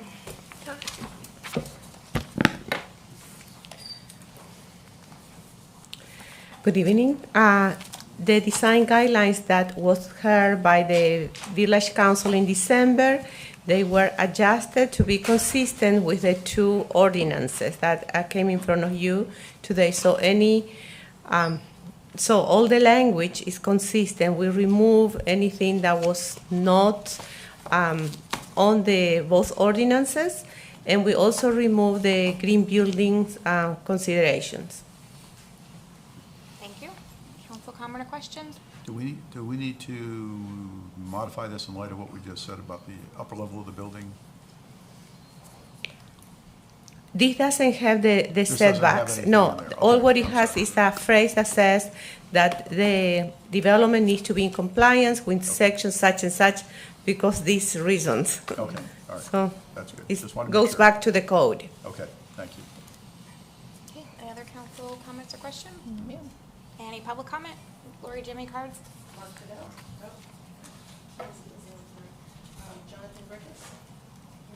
who have. Okay, any other public comment that didn't turn in a card? Nope. All right, council, can I get a motion? Make a motion to approve. Second. All in favor? Aye. All right, moving on to new business, item number 13, conceptual presentation for, and remodel on Cypress Drive. Yes, we receive an application. It's a conceptual presentation. So to clarify, staff did not review for compliance with zoning code. However, we did have an informational meeting with the potential applicant. So they have a presentation for council. And Mayor, if I may, just before we begin, I just want to remind the council, as well as the applicant, this is a conceptual presentation. This is not a quasi-judicial hearing. Council is not making any decisions. Any comments that are made tonight should not be relied upon, and they are subject to change when an actual quasi-judicial hearing or actual application is submitted to you. Thank you. Good evening. For the record, Donaldson Hearing with Kotler and Hearing here tonight on behalf of Nate Albers. And I want to thank you for taking the time for us to be able to make this a quick presentation. We had the wonderful opportunity to meet with your city manager to discuss basically what we are trying to accomplish on the subject property. Hopefully you all have had a chance to brief at least the documents and materials that we submitted with our request. So Mr. Albers is under contract for purchasing the property at 358 South Cypress Drive, so it's just south of Tequesta Drive, and it backs up to the Village of Tequesta's 50-foot strip or landscape strip that exists there and the FEC Railroad. The property was built back in the 70s, so it's 50 years old, and if any of you have driven by there, it's really not in the best shape in the world. In fact, it's currently under code enforcement action for repairs and disrepair to the building. The existing building, it's about 7,000 square feet, and it's utilized as a automobile repair establishment, specifically for predominantly auto paint. And so the violations are relative to the existing condition of the building, as well as a number of automobiles, and I'll show you some pictures that are just there in various states of disrepair. I'll just show you that these are some pictures of the property. Again, it was built quite some time ago, and is one of the older buildings. There's very little landscape area that exists on the site. It's predominantly all paving. I think there's a little landscaping there on Cypress Drive, which the village had put in many years ago, and a little bit of landscaping maybe on the north side of the building that's relatively non-functional. Here's another picture. You can see some of from the vehicles that are in disrepair. So what our request is, or our issue is that the C3 zoning district, which is probably the most intensive zoning district that the village has, basically it provides for auto repair establishments as a permitted use by right. But the code does not have a definition for the use that my client is interested in, and the most closest use or definition would be indoor storage. But as you're probably aware, is that the village doesn't have any industrial zoning district. The C3 probably mimics it the closest within the village, so because it doesn't have those other districts, indoor storage is literally not permitted as a sole use. It's only allowed as an ancillary use to another primary use. And so what our client is looking at doing, Mr. Albers, could best be described as a private museum.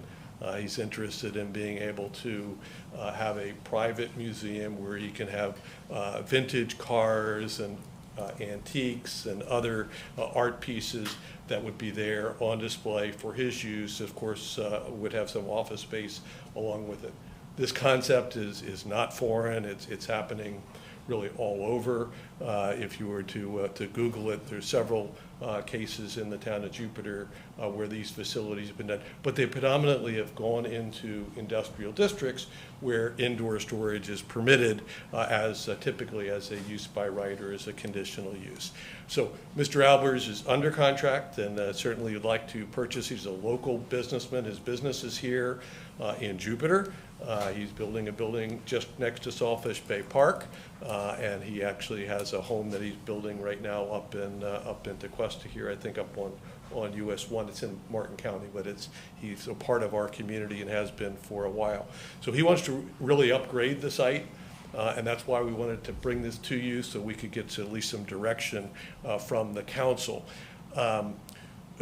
In addition to, the use as kind of a museum, the way that we would term it, it would be utilized also for, philanthropic purposes, for fundraisers and private showings, for various nonprofits in order to generate and give back to the community. So this is a conceptual site plan that shows some of the things that we would be looking at trying to do. I've got a little larger picture of that I'll bring up. But one of the things that we would like to consider, if this is something that comes before you, is the ability perhaps to put some landscaping in the village's 50 feet, which is adjacent to the site. We're not asking for title to it. We just would want to be able to do some landscape and irrigation and beautify that particular area, because at this point it's fairly barren. That's there. And that would also go to offset the fact that this whole area on Cypress Drive has very, very little green space in general. So we would add some additional planting islands, some foundation planting of landscaping in front of the building facing Cypress Drive. We'd add some pavers and do other things. This all came up over the holidays, so there's very little time really to develop our plans so far, but it is something we wanted to be able to give you some ideas of where we're going. The architect is Burst Thomas, award-winning architects out of Palm Beach Gardens that are also working with us on Mr. Bray's corporate headquarters. So we're really excited about what we can do. I've had some really quick preliminary plans. Again, these were developed between Christmas and our delivery to the village on the 3rd, but we would reskin the building. We would add some more contemporary metal awnings to it, perhaps some green wall elements, and really try to create something that's much better than what's there today. And we'll make it look like whatever you want. This is just, I can tell you Mr. Alvarez has very good tastes, as well as our design team, and so we'd come back with something that would be very nice. So, what are we asking you, or what are the options that we have? And we've seen a couple that we could work through with your staff.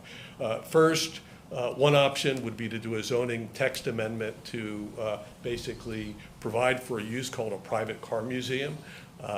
We could call it something else. That was just our idea. It could be done as a special exception. So in other words, it might not necessarily be a use by right, but as you know, with special exceptions, you have the ability to add additional layers of conditions and a greater layer of review. We'd also have to add that particular use as a part of your definition section, which is section 78-4. Another option would be to determine that the proposed use fits in your current definition of museum. You do have museum use. I believe that you allow museums in your C2 district, maybe in your C1 as well, but not in the C3. And so we could fit into that definition and then add museum as a special exception use or a permitted use within the C3 district. And then another route that we thought was, you could call it indoor amusement. I think that the first private car museum probably is most appropriate. But, you do have a definition in your code of indoor amusement, and it is listed as a special exception use within the C3 zoning district. So if you made a determination that what Mr. Albers wants to do with the car collection and art and memorabilia, it fits within that definition, then we could come back as a special exception. And I'm not necessarily looking for an answer tonight. We just want to have an indication or at least get some sense if renovating this building and improving it and a use similar to what we're proposing is something that you would find palatable. Whatever feedback that you could give us. We will be working obviously with the village and with the city manager and with Nielsa and her team on all of the details. Of course, that would come before you, and we'll also assure you, Mr. Albers would assure you that any of the existing violations that obviously he's had nothing to do with, he's under contract to purchase it, everything would be taken care of and brought up to something that really meets the image of what I think of when I think of the village of Tequesta. So that's what we have. Thank you so much for your time, and thank you, staff and Mr. Allen, for allowing us to make this presentation. Thank you. Council comments? Hallelujah. I like the direction you guys are headed in. The whole Cypress Drive corridor is, as you already acknowledged, is in significant need of an upgrade. Does he want to tackle the rest of it, by the way? But no, there's a crying need for improvement along that whole stretch of road, and the kind of use he's proposing here, I don't find objectionable. The improvements he's talking about making to the site and to the building, I'll be very interested to see what you come up with on the next go round, because like you said, this was pretty rough. Yeah. But I think you're headed in the right direction, and I certainly would, at this juncture, am favorably impressed by what you guys are proposing at this time. Thank you. Vice Mayor? So initially, I'm kind of opposed to it. I think Cypress is a place that provides a service for a lot of people and residents in the area. And if we're not careful, I think that we're going to continue to see more garages like this. I know that there's a need for that, and it's going to force the residents to continue to travel further just to get maybe car maintenance done, which is something that I really cherish, that we kind of have that ability not to really go across any bridges to be able to go and get some maintenance done. I don't want to lose that, and I think Cypress is a gold mine for that light industrial side of things. I do know that there's no doubt it'd be an aesthetic improvement. My concern is that we're continue to head that direction of losing those little gems of small businesses that provide a service for the residents in this area. I think that it is a gold mine, and I think other small business, even auto repair side, might even come back and improve it as well. So initially, I'm not necessarily for it, but I'm open to continuing the conversation. Thank you very much. I'll kind of echo what the Vice Mayor said. This is a very tricky one for me too, because I would like nothing more than to see Cypress Drive start to be rejuvenated. And the fact that you, would potentially be willing to even do some landscape improvements on our property is amazing, and we'd be thankful for that. But we recently had Treasure Coast Regional Planning Council do a commercial quarter plan with us, and then we had an economic development firm, Business Flair, do a study for us, and both of them were really surprised at how little leasable space we had available. Pretty much everything is occupied right now.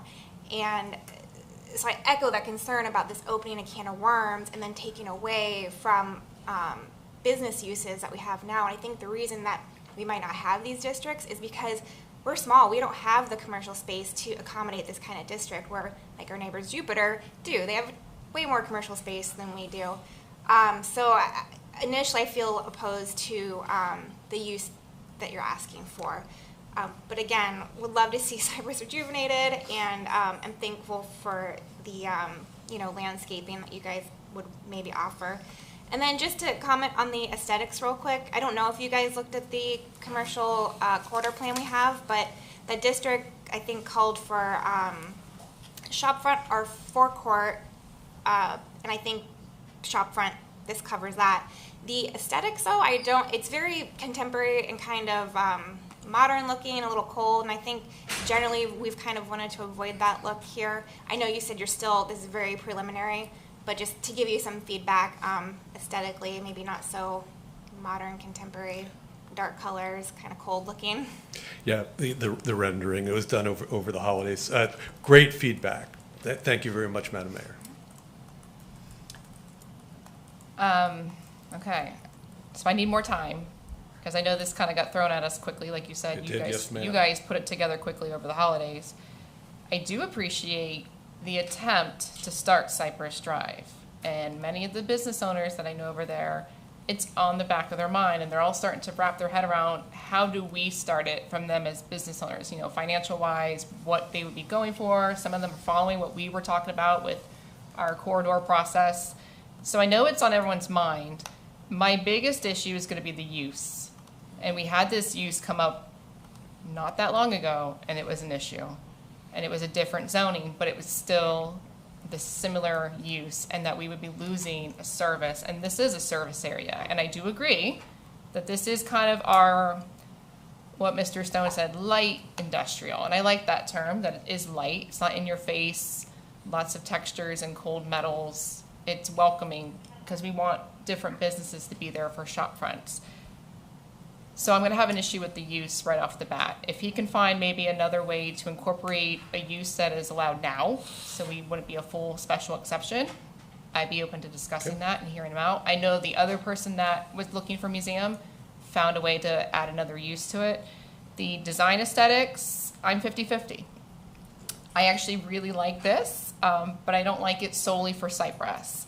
I would agree with our mayor that I would like 50% of this, but then 50% of it lightened and softened so it's more welcoming. So when you have, because there is another little restaurant over there, they're not going to be so industrial looking. In the future, they'll probably be a little more welcoming. So if we can kind of mix, so the way that whole strip will blend together cohesively, I do like the industrial elements that have been thrown in here. You know, this is super, super basic drawing, right? We don't have very basic. all the materials, but the awning, if it's being held by metal rods, very cool.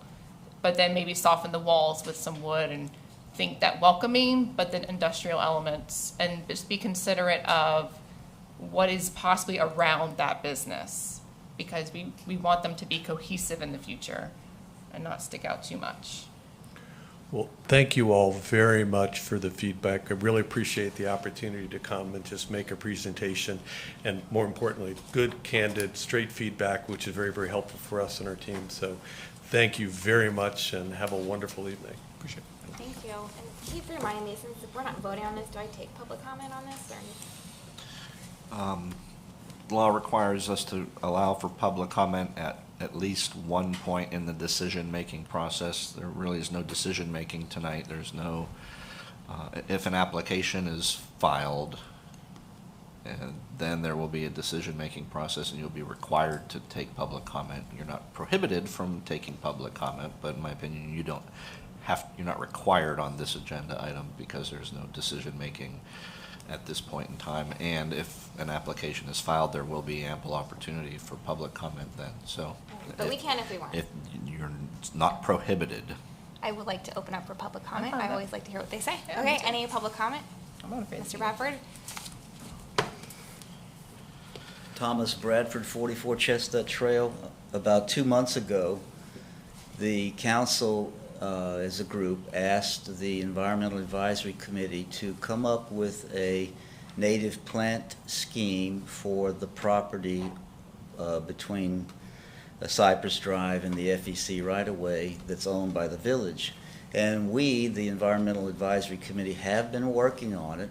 And within the next few days, I'll be sending Mr. Allen a email explaining some of the opportunities and challenges that are on that property.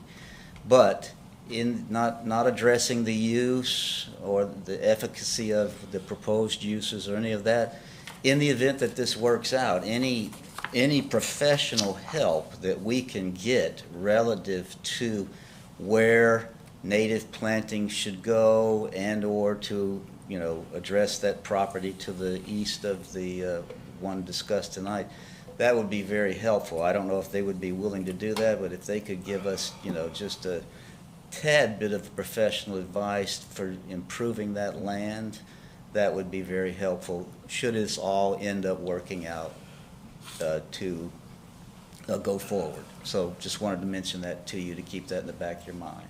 Thank you. Thank you. Any other public comment? Okay.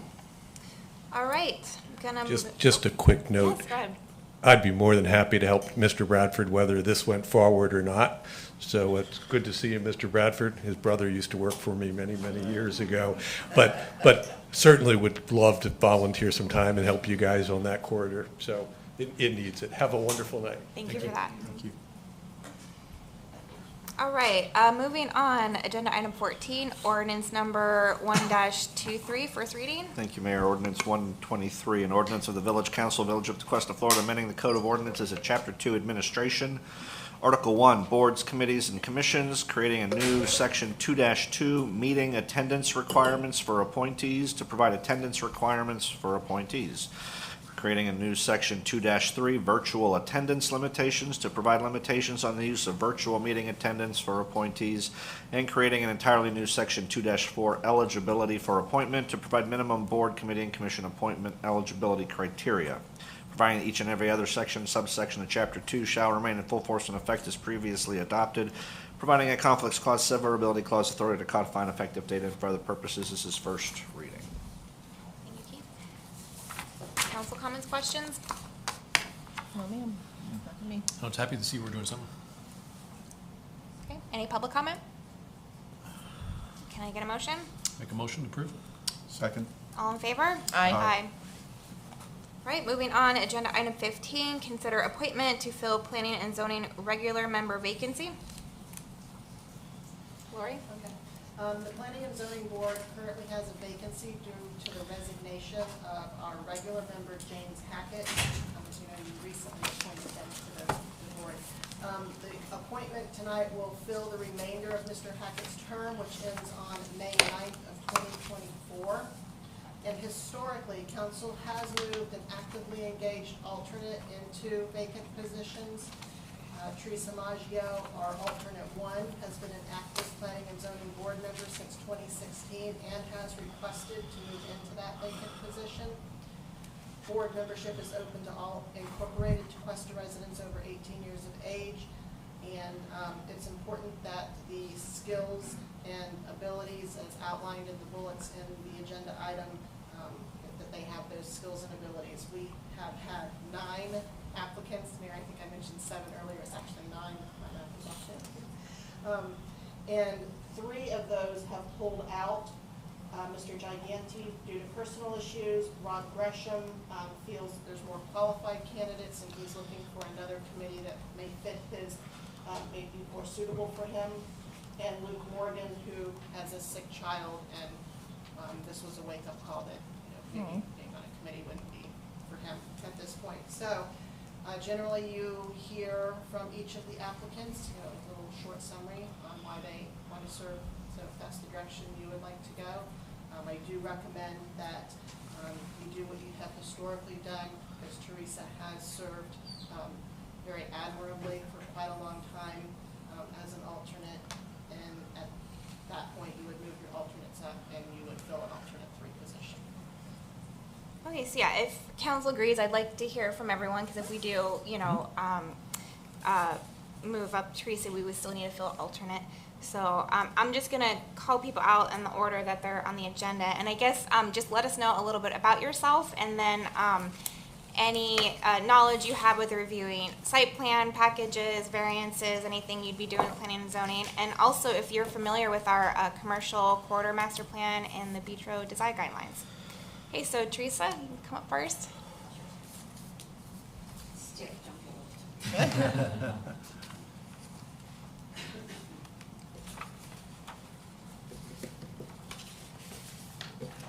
First, I want to thank you for all giving me the opportunity to talk to you this evening.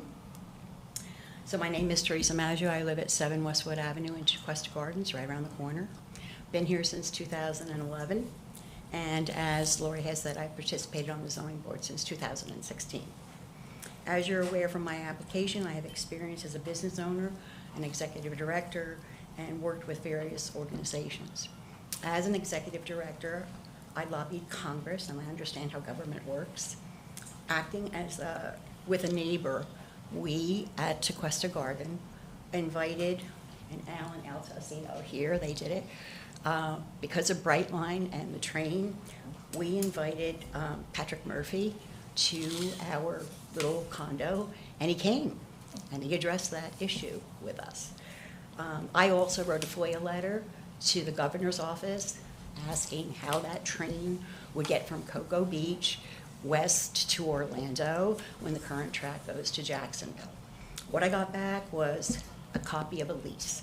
So the state is leasing the land on 528 for the train to put the track to go from Cocoa to Orlando. It made me realize that this was not a federal transportation issue, this was a state issue. So I learned the deal was done, we're getting the train. It was going to happen. But that then made me interested in participating in the village and volunteering to be involved in community activity. So hence, I got to be a member of the zoning board. I also have business background. I owned a business for 35 years. And as the president of Tequesta Garden Condominium Association, I forced the board to take corrective action for assessing for our insurance instead of putting it on a line item on our budget, which is required by the Condominium Act. I'm proud to say we worked on our reserves and we were able to do $500,000 worth of renovations on our 50-year-old buildings without assessing our residents. So we moved that forward and we're still doing it today. We replaced roofs, we paved, we sealed our driveways, we painted with no additional assessments to our owners. So our property is maintained fully and adequately.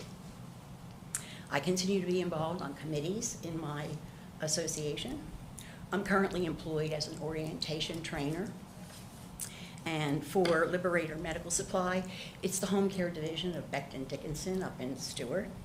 Due to my complete and utter failure at retirement, I have this job. I found out pretty quickly when I did retire that bridge, bingo, shuffleboard, and the knitting club was not going to be for me. So, in closing, I found Tequesta quite by accident in 2011 when looking for a place to be a snowbird from New Jersey. It took less than 12 months after the purchase of my condo to sell the house up there and be a permanent resident here. So in closing, I'm requesting your consideration to move me from my current alternate position to the permanent position, regular position, which would fill the vacancy on the board, so I can continue to be involved in maintaining the beauty, the charm, and the wonderful things that the village offers to all residents, young and old. Thank you. Thank you, Teresa. Any questions? No, me. Okay. Okay. Next is Clay Damon here.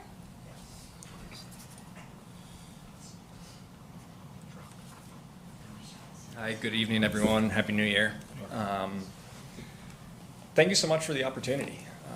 I'm a rare native to the area. I grew up here in Jupiter and Tequesta, spent most of my youth happily growing up here. What a wonderful place. Now, post-college, career, etc., I'm happy to be a resident now in Tequesta. I've had a couple life-altering experiences semi-recently that have made me have a desire and a passion to get much more involved in the community and give back and find ways to provide service. So that's partially what sparked my interest.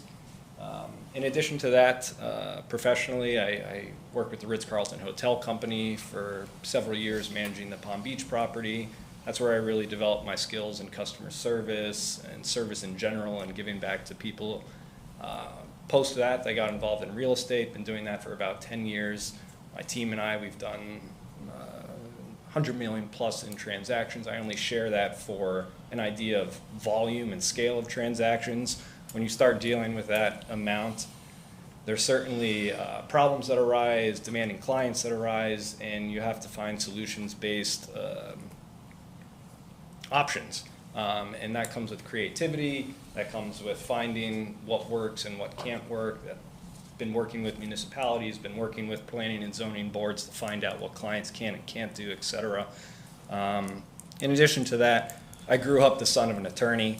He's a pretty prominent attorney in Palm Beach County. His area of expertise has always been real estate, contract law. He served on the board of Martin County's planning and zoning for 15+ years. So that's just something that's been in the blood. I've heard it, I've seen it, I know the talk, I know the language, I know how to analyze site plans, etc. So that's a skill set that I look forward to try and bring to you guys, especially the solutions-oriented thing. I think part of the mission is to have respect for the law, have respect for what's written, enforce that, but by the same token, we're all humans. You need to have a open mind. You need to look for avenues that can be explored to help satisfy any issues that might get presented. So long story short, I'm looking to get involved in the village. I'm happy to be here, and thank you so much for the consideration. Thank you. Any council questions? You didn't actually tell us how long you've been in the village, other than you grew up here, but. Sure. I mean, I've rented here for, I don't know, 7-ish years, Okay. but I became a resident 2 years ago. Okay. I was just curious. Yeah. A lot of people leave, then they come back, and that's fine. I just like to know people's Yeah, no. stories. I mean, I graduated college and had opportunities, Manhattan, California, but ultimately I said I loved where I grew up, and I came back and lived a little bit throughout Palm Beach County, but then predominantly for the last good while, Jupiter and Tequesta, and now I'm happy to be a resident. You're welcome. Thank you. Any other questions? Thank you. Thank you. All right. Next, is Paul Jensen here?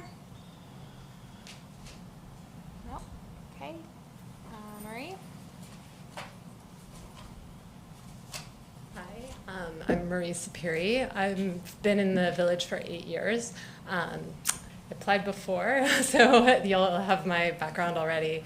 And to answer your question, I have read all of the documents that you indicated. I've watched most of the Planning and Zoning Board meetings over the past couple of years. I've watched most of these meetings as well, and I've reviewed a lot of the documents.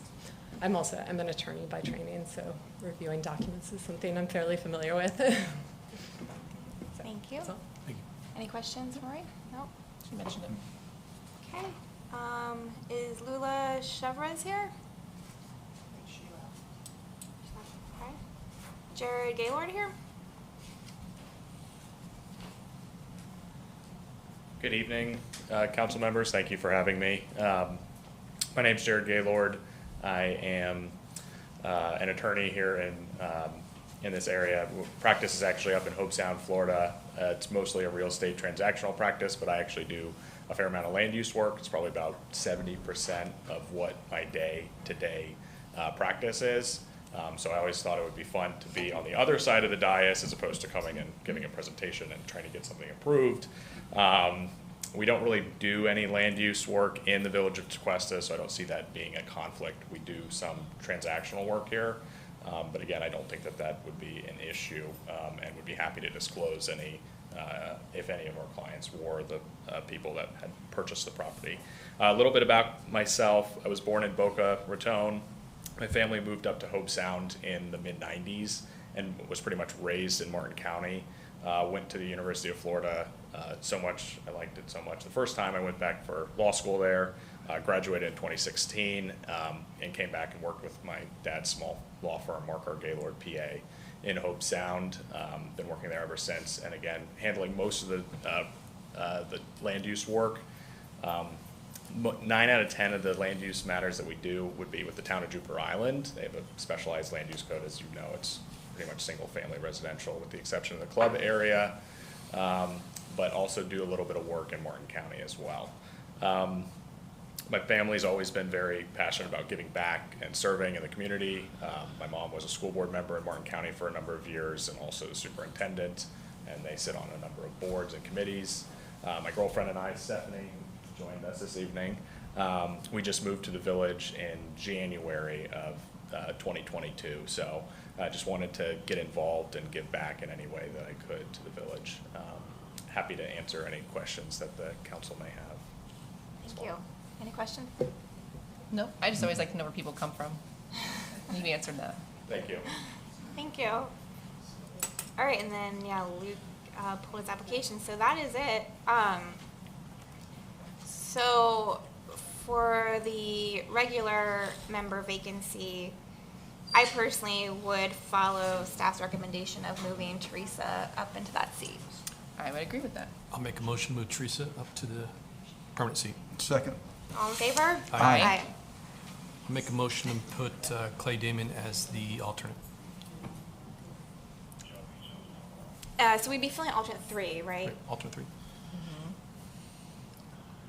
So I'm a bit torn. We have 3 very good candidates, and one of them, Mr. Jensen's not here. He had very relevant experience, but I've always been a stickler. If you're not here, I don't know if we should be considering. So the 3 that are here, I think all have a good background, have relevant experience, and I am leaning towards Marie just because this is the second time she's applied. We all know she's very involved and up to date with all things Village, and so I think she would be a good fit for alternate 3. So I'll stick with my motion for Clay. I feel like a local person who born and raised in this area is someone that has a lot of value. So, but I think that's my motion. Well, I'm leaning towards Jared, so again, I think we've got 3 very good people. It's very hard to differentiate, but I like his background, I like his experience. So that was the direction I was leaning in.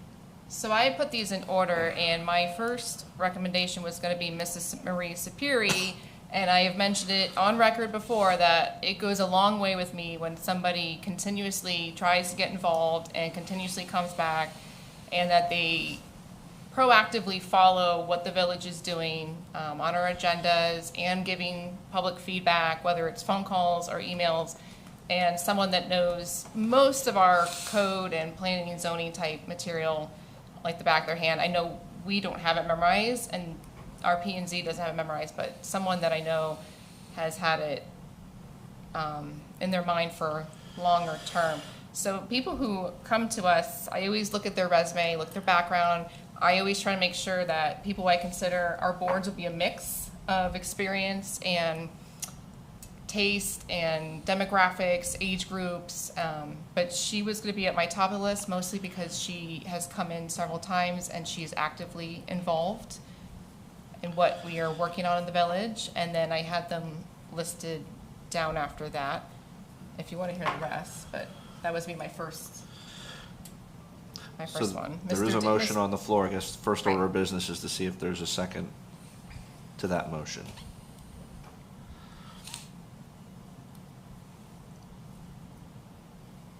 Guess not. No. So that motion dies for lack of a second. Okay, and I'm sorry, Councilmember Damber, who were you in favor of? I mentioned Jared. Again, I think we've got 3 very good people, and for the 2 who do not get it this evening, I would encourage you to stay involved, stay in touch, and come back. Because believe me, it's important that we have people in the community who are committed and who are willing to get involved. I think most of us who are on the council at some point in time were previously involved in the community in some capacity.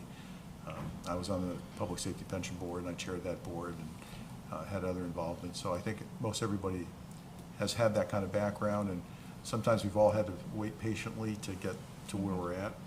But we've got 2 people in favor of Marie at this point, and you know, Kyle, the Vice Mayor, and I have chosen single individuals, neither of whom I suspect we're going to get support for at this point. So I will go ahead and make a motion to forward Marie's nomination at this point. I'll second that. All in favor? Aye. And I'd also like to point out that we are going to have an opening on the Environmental Advisory Council. We'll be advertising probably next week. Okay, but everyone, like, that's a really tough choice for us. And like some of you mentioned, I started as alternate on planning and zoning, and now I'm mayor.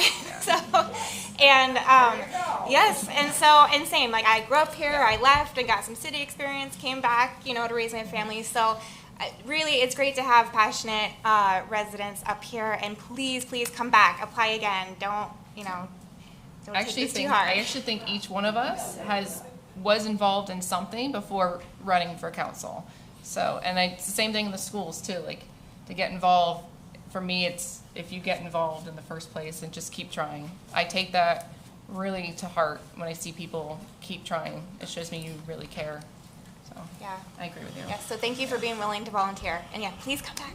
All right, thank you. All right, moving on, agenda item 16, resolution 1-23 for amending the general fund budget. So I'll just give a high level. This is an annual process that we go through. We roll over our POs that we have throughout the year. It helps us adjust the budget for the incoming year to cover those expenses for that. These items have been approved through council or through the budget last year. With this PO process, we do need to roll them over as they're encumbered. So, Mr. Snyder's here, can answer any, I guess, specific questions, but that's the high level part of that. These were very similar to what we presented end of the year last month. The numbers are the same. We did give you guys those, or at least a look at those. Nothing has changed since that presentation for these rollovers. Okay, thank you. Any council comments or questions? Any public comment? Can I get a motion? Motion to approve. Second. All in favor? Aye. All right, next item is 17, consider approval of field priority use policy. So that last one, I did an overview, went pretty quick, so I'm going to try to do a quick overview of this one. We've talked about this for several months, of field use priority use. This was kind of something that was initiated, I would say, with legal, just because of the be able to distribute the fields equally for those organizations that provide a service to the village, such as a JTA. The conversation started with a baseball association wanting to be that sole provider. This isn't that. This is the field use policy that will allow us to equally or fairly distribute the fields to groups that give us their times. And I think in this process that Mr. Corbett has put together, he drafted this and did an excellent job with. It gives us an opportunity to, if there's multiple organizations, to prioritize those organizations on who gets the fields first versus second. And it's a fair process that's very transparent. The other part of this process is direction on RFP. We have drafted an RFP. If the council desires to do a sole provider for baseball, we will put that out. We have not put it out yet because we haven't got that direction from council. I know there was, I think it was back and forth, and there was no consensus on that. So that's a separate process. It'd be great if we had a consensus on that, or a direction given from council. And then just to highlight, at any point, anytime, anybody can come reserve those fields. And so there's 3 processes to get through to get to our fields. And so I hope that highlights it. Mr. Corbett's here, can help answer any questions specifically about the field use policy. I think this checks the box that legal was looking for to help us keep us out of trouble with other groups saying we're favoring one or another. We have a clear policy that defines that, and I think that was the intent originally. So this is the first step in the process. If you guys want to do the RFP, that would obviously be the next step if we want to entertain a specific group for that provider. Of course, you can always, if it's successful or not successful, if there was a lacrosse league that you want to provide, so we'd have to do an RFP for that. So in this situation, any groups can come and use the fields just as they currently are, and it makes it a fair, transparent process. Thank you. Council comments and questions? So I would recommend that us as a council approve this use policy as it is, but not consider the RFP at this time, mostly because in about 2.5 weeks, we have a strategic planning meeting, and I think that's more of an appropriate time to maybe dive into that if we want to go down the road of strategically planning, choosing one sole sport provider. But I think we should at least approve the use policy tonight. That's where I'm at tonight.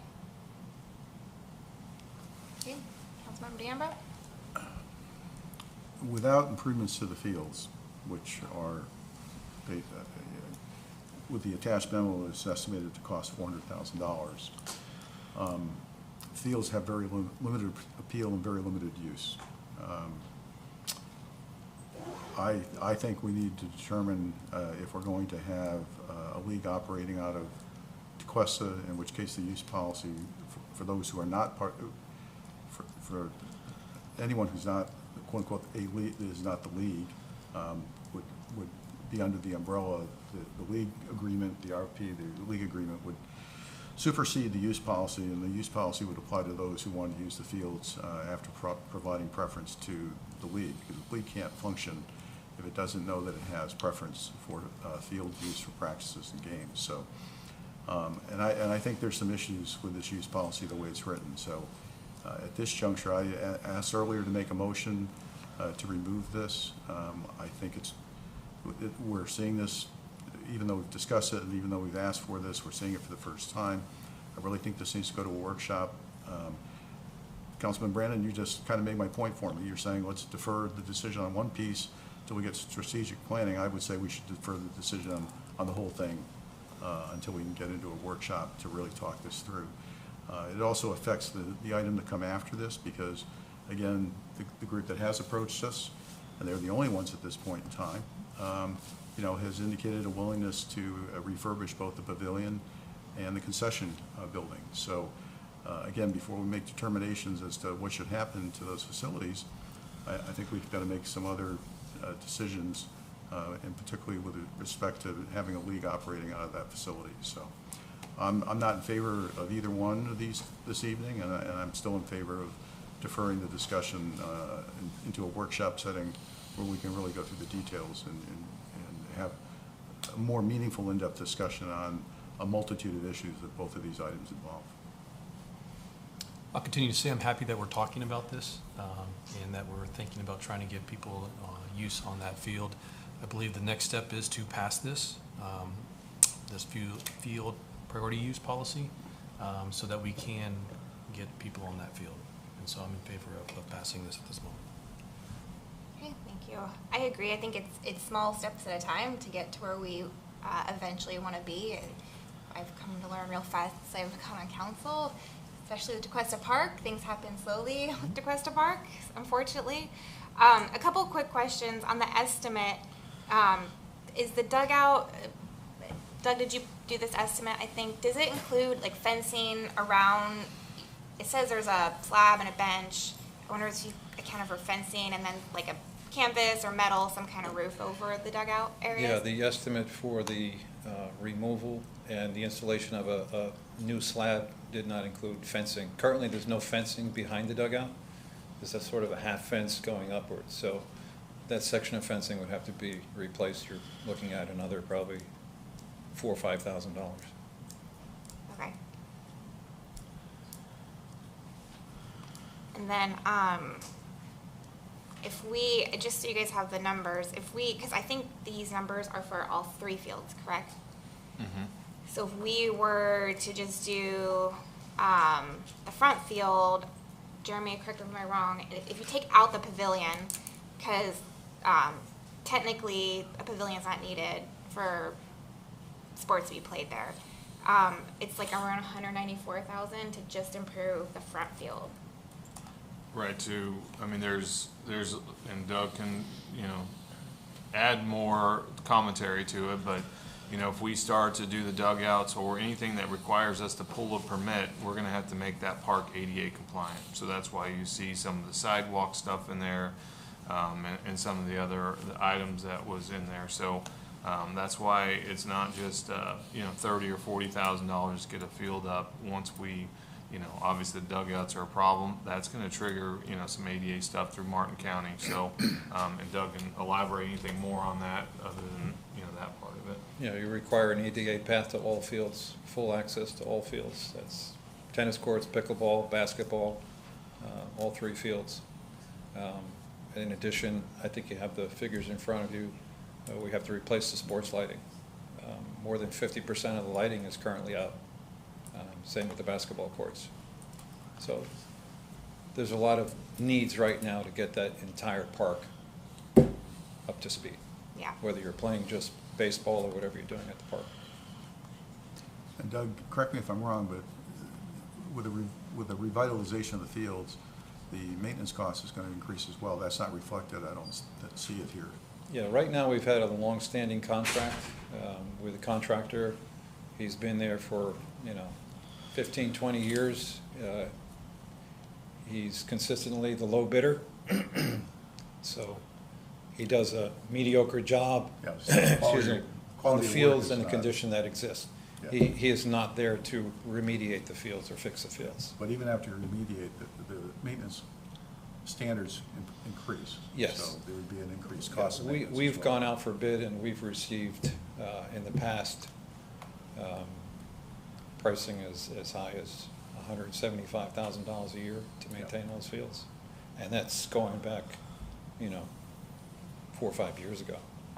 So, And that in is today's market, that's Yeah. gonna be a lot higher. For me, that's something we should be talking about in the strategic planning. But it does state in the state contract that we have that the village of DeQuesta should have been all these years holding up their end of the bargain by maintenance, and it wasn't being done. So unfortunately, we might just have to figure out a way to hold up our end of the deal Yeah. somehow. And then these costs that we've gone over tonight are significantly more than what that previous proposal we had from Little League. So there's a big scope gap there. Imagine that. So, and I don't disagree with, when it comes to making any decisions on spending money or possibly the RFP, maybe adding that to the strategic plan session. Because I'm also hesitant to make any decisions on spending money until we see what happens with the Parks Bond in March as well. I think if we, besides Remembrance Park, because we're already actively working on design drawings for that was approved with budget, I think making other action or movements, especially financially, on any of our parks could influence the way the voters, vote on the bonds. I personally think it's not smart to spend money there till after the March election. Okay, my next questions are for Greg. I'll be fast, I'm sorry. I know Adam's here, so he might be able to answer this one too. Under section priority group classifications, it says that organizations must have 75% or greater local residents, and then 50% local residents. Is that, there was a definition for resident percentage status, so are those percentages specifically for incorporated residences, or I wasn't clear on that.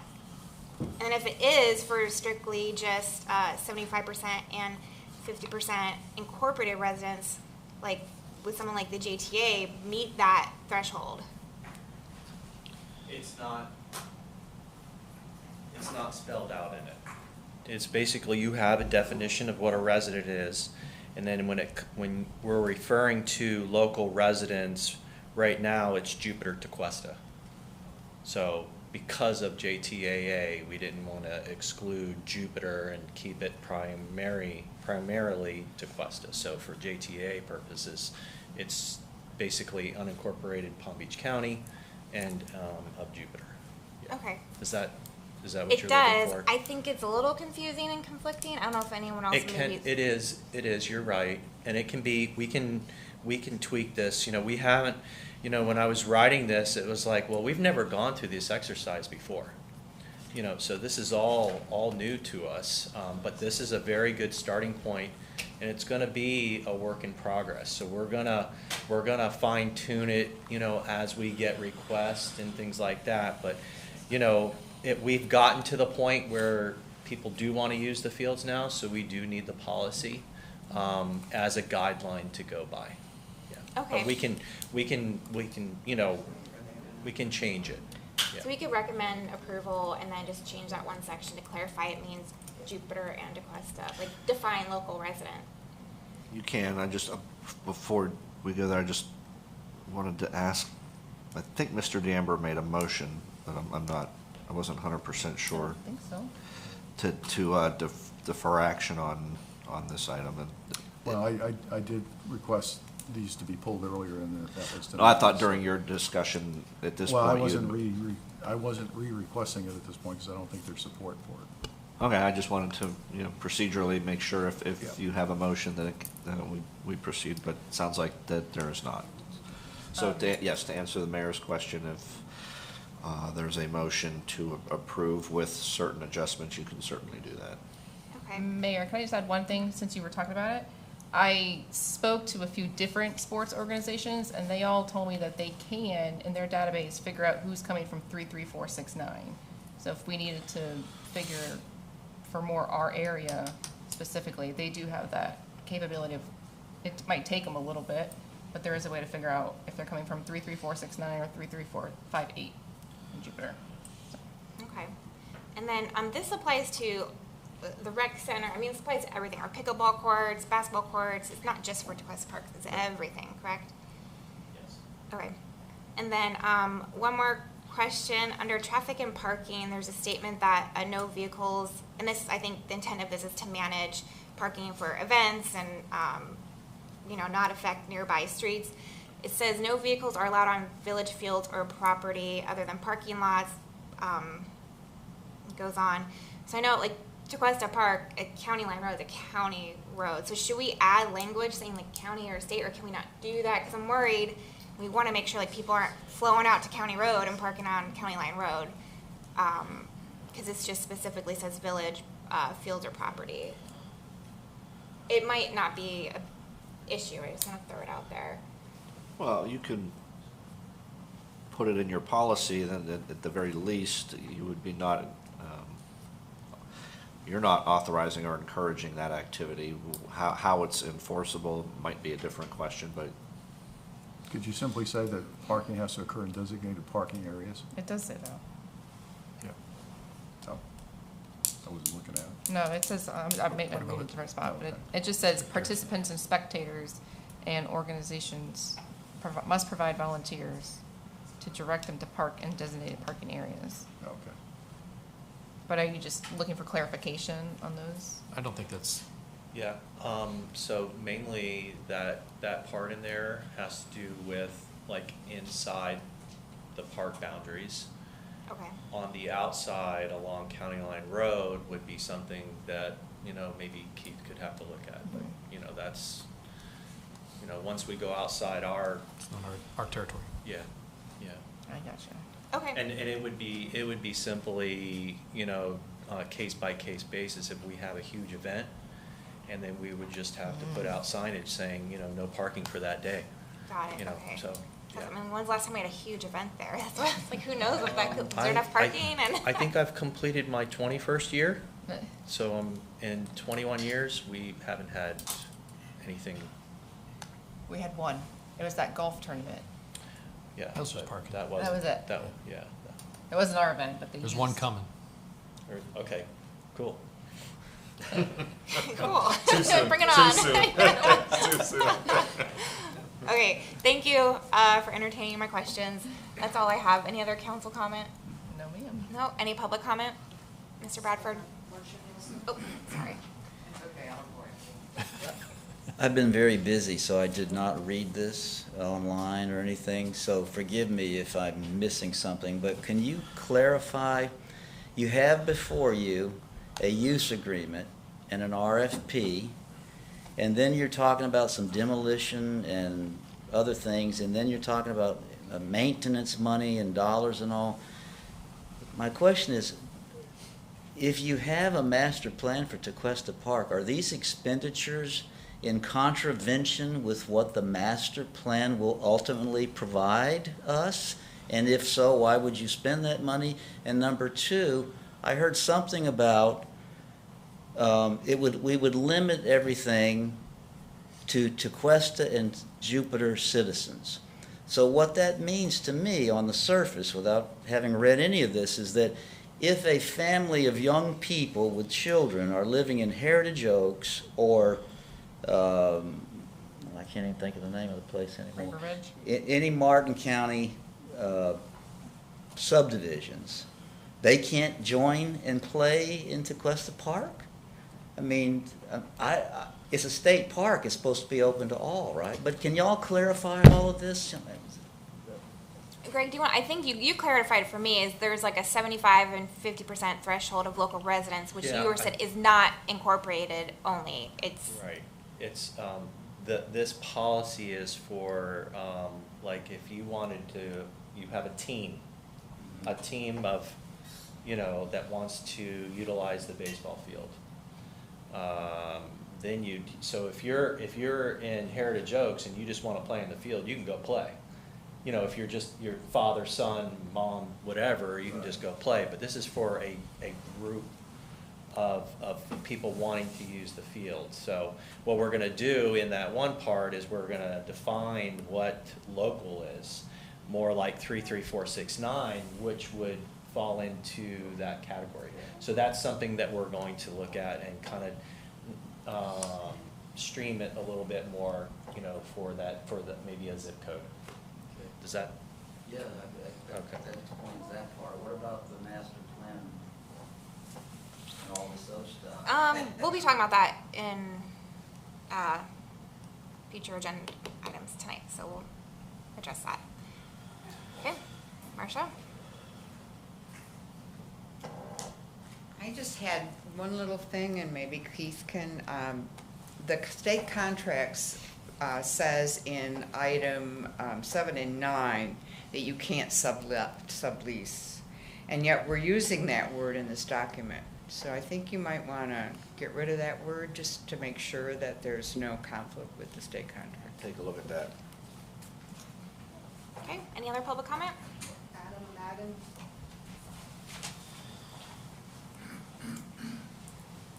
Thank you. Good evening. Happy New Year. Adam Magan, Executive Director of JTAA. First off, just want to say thank you for considering all the improvements to Tequesta Park. I read through them and they're needed. Obviously, we all know that, very needed, but it will attract a lot more people to Tequesta Park once those are completed. So well done. Thank you for continuing that conversation. In regard to the RFP, my personal opinion, I would be against it. I don't think, from the JTA perspective, we don't need to be the sole provider. It would impact us negatively if there was another sole provider for baseball specifically. As I understand it, that would allow the other group to play games, have practices. We, as the non-sole provider, would be limited to just practices. And that would impact us. For example, this summer we know Jupiter Community Park and Jupiter Farms Park are shutting down for maintenance. That will leave us nowhere to play baseball. Let's say Tequesta Park's ready to go. We could have games there, but if we're not the bid winner and we're not the sole provider, we wouldn't be able to. And it really wouldn't impact, the other group. We can all share space. We're all adults. So that's my recommendation on that one. I would just say steer clear of the RFP. But the field use policy, I mean, it makes sense. I like it. I think it's good for the council to have a clear way, and the rec department to have a clear way to assess who gets the fields, keep tabs on it. From our perspective, we're completely in line with that. I think it makes sense, and we'll be happy to apply and follow the process for it. Lastly, just real quick, non-baseball field related or Tequesta Park related, just want to say thank you for all the support for the Jupiter Tequesta Christmas Parade this year. Over 3,000 entrants. It was amazing. So thank you again for all the support. Thank you. Thank you. Mayor, if you don't mind, just clarity, because it came up 2 times. Those quotes were not put in there as a recommendation to do those improvements. Some of those improvements are not on the master plan, so I would not recommend those to you. That was asked for me to put that in there as kind of an example of all the work that still needs to be done on those fields, even to make them playable. That was not a recommendation to do those. The pavilion's not part of the master plan. The parks and that they stand right now are not part of the master plan. I don't think I could recommend spending a significant amount of money, $400,000. It's not part of our master plan. And when we started the master plan process, that's what I told you that document was for, and I still stand by that. Thank you. All right, any other council comments? Okay, so I know 2 edits would be to this document if we were to approve it, to define local resident, and then Keith will check the sublease reference. Sounds good. I'll make a motion to approve by looking into what makes a local resident and the sublease comments as well in the document. I'll second that. All in favor? Aye. No. Okay, moving on, agenda item 18, which is consider approval toward the demolition of the pavilion at Tequesta Park. Good evening again. This item before you is consideration for the demolition of the pavilion and the concession building at Tequesta Park. Just to give you a little background, I know you have some additional information in front of you, but back in November 2021, the Public Works Department on standard maintenance and inspection noticed some deficiencies on the structural columns at the pavilion. What we did temporarily was we shored those up with some additional 6x6 posts and some 2x4s, but I called in a structural engineer and they performed a structural assessment of the pavilion. They found structural deficiencies on all of the columns and throughout the structure. They prepared for us some recommendations for some improvements, some immediate improvements to sort of shore up the structure. They provided some short-term improvements and an estimate of cost of what that would be, and then some long-term improvements should we take the structure down and replace it. I think it's important to also mention that the estimate of $13,000 for the immediate repairs is very low. You're looking more at $20,000 to $25,000 to secure that building with permits and make it usable. And that's also contingent upon the inspection for Martin County. Any work we do there, the contractor's going to have to obtain permits with our demolition drawing through Martin County. Martin County comes in and looks at that structure. I believe they're going to find additional deficiencies. So I just want to put that out there. Again, the structure was built in 2000. You know, it's going on 23 years old. I think the mayor just mentioned and the manager mentioned in June 9th, 2022, council unanimously approved the Tequesta Park Master Plan. It's important to note that this structure is not in that master plan. So we moved forward and we went out for bid on November 15th, 2020 for the demolition of the pavilion and the concession stand. I received 4 quotes ranging from $26,000 to $73,000. The low bidder was Rapid Removal Incorporated. The total estimated cost for the project to include the permit fees is around $30,000. It is in the approved budget for this fiscal year in Public Works Fund 563-600. And at this time, it's the recommendation of the Public Works Department, my recommendation, to demolish the pavilion and the structure. I also want to note that the contractor is currently holding that price beyond the 30 days because I explained the process of having to go to council for approval. Beyond that, I don't know how long he'll hold that price. Okay, thank you, Doug. I just want to add a couple more things for consideration. One, this pavilion is not on the master plan. 2, from what I understand, if we do ever decide to do some existing field improvements, just based on some conversations I've had, a concession structure pavilion is not necessary to play ball.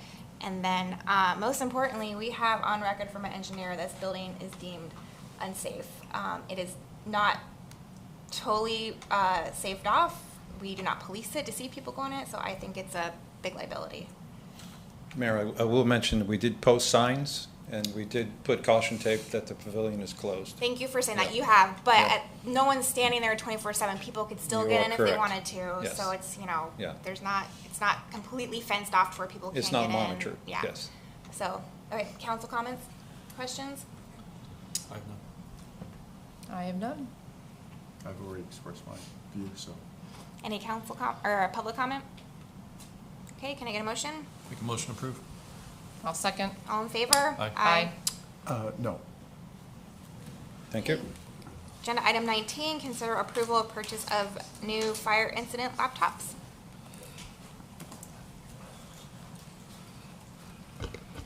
Good evening, council. This is a pretty typical equipment replacement item. Our existing fire laptops are quite old and dysfunctional. It's making them difficult to use in the field. We did attempt to get funding last year for this purchase, and we weren't able to do that due to some overlap in the grant with existing fire requests. So I'd like to make the recommendation that that you guys approve this item. We have included the laptops themselves and mounts for the vehicles, which they do not have now, which should hopefully extend the life expectancy of the laptops. Does anyone have any questions? Brad, would we, given the fact that we have the new trucks coming in hopefully soon, would we still install these on the old trucks and then move them over, or would we wait for the new trucks to come in and just do the single installation? So we're holding off we're getting the equipment for a fourth truck, one of the new ones that's coming in, but we're going to wait to install it I'm sorry. Let me back up.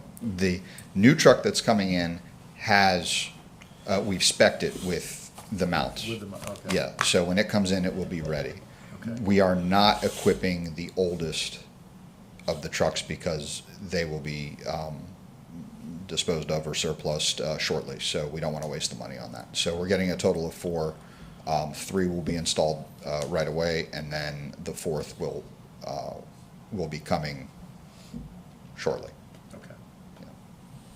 Any other I got council that right. comments? Any public comment? Okay. Any? Yeah. Something like that. Any public comment? Can I get a motion? Motion to approve. Second. All in favor? Aye. All right, thank you, Brad. So I forgot at the beginning of the meeting, I was supposed to request to pull agenda item 20. Staff is gonna look into some other options, so if council's all okay with that, we'll pull 20 and it'll come back to us at a later date. Okay. I'm fine with that. Yep. Okay, and then agenda item 21, consider renewal agreement for hydrogen peroxide. Good evening, Marjorie Craig, Utilities Director, and this is just a renewal contract with Evaqua, and it's an increase of 3 cents per pound for 50% hydrogen peroxide, which we use in our water treatment process. This is not only for the hydrogen peroxide, but for the bulk storage tank and for the maintenance as well. Okay, thank you. Any council comment? Not for me. Public comment? Can I get a motion? You gotta have it. Motion to approve. Second. All in favor? Aye. Aye. All right, and then Thank you. agenda item 22, resolution number 03-23. Keith, do you read this? We don't have to read the title verbatim. Okay. I'll give an explanation of supporting the League of Cities legislative priorities for this coming session. No comment? And I will say, I did have the pleasure of presenting one of the priorities at the Palm Beach County Legislative Workshop today.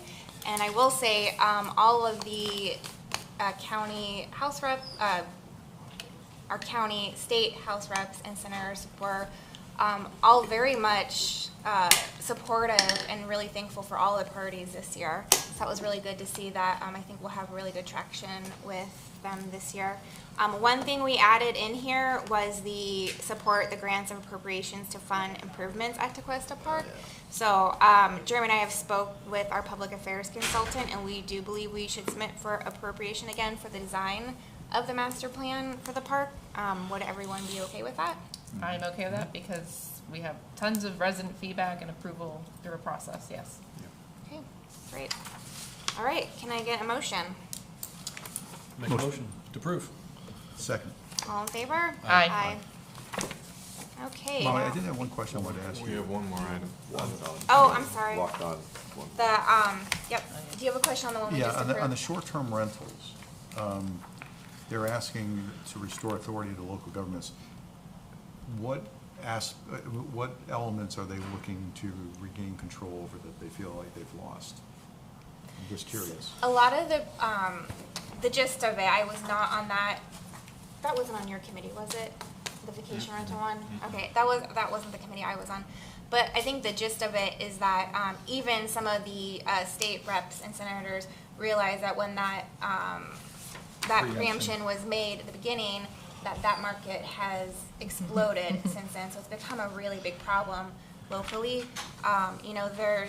There's data out there that the conglomerate of all of the vacation rental corporations out there exceeds big hotel chains. So the state seems to want to really revisit this and maybe give a little bit of leeway back to the local governments on that. Okay.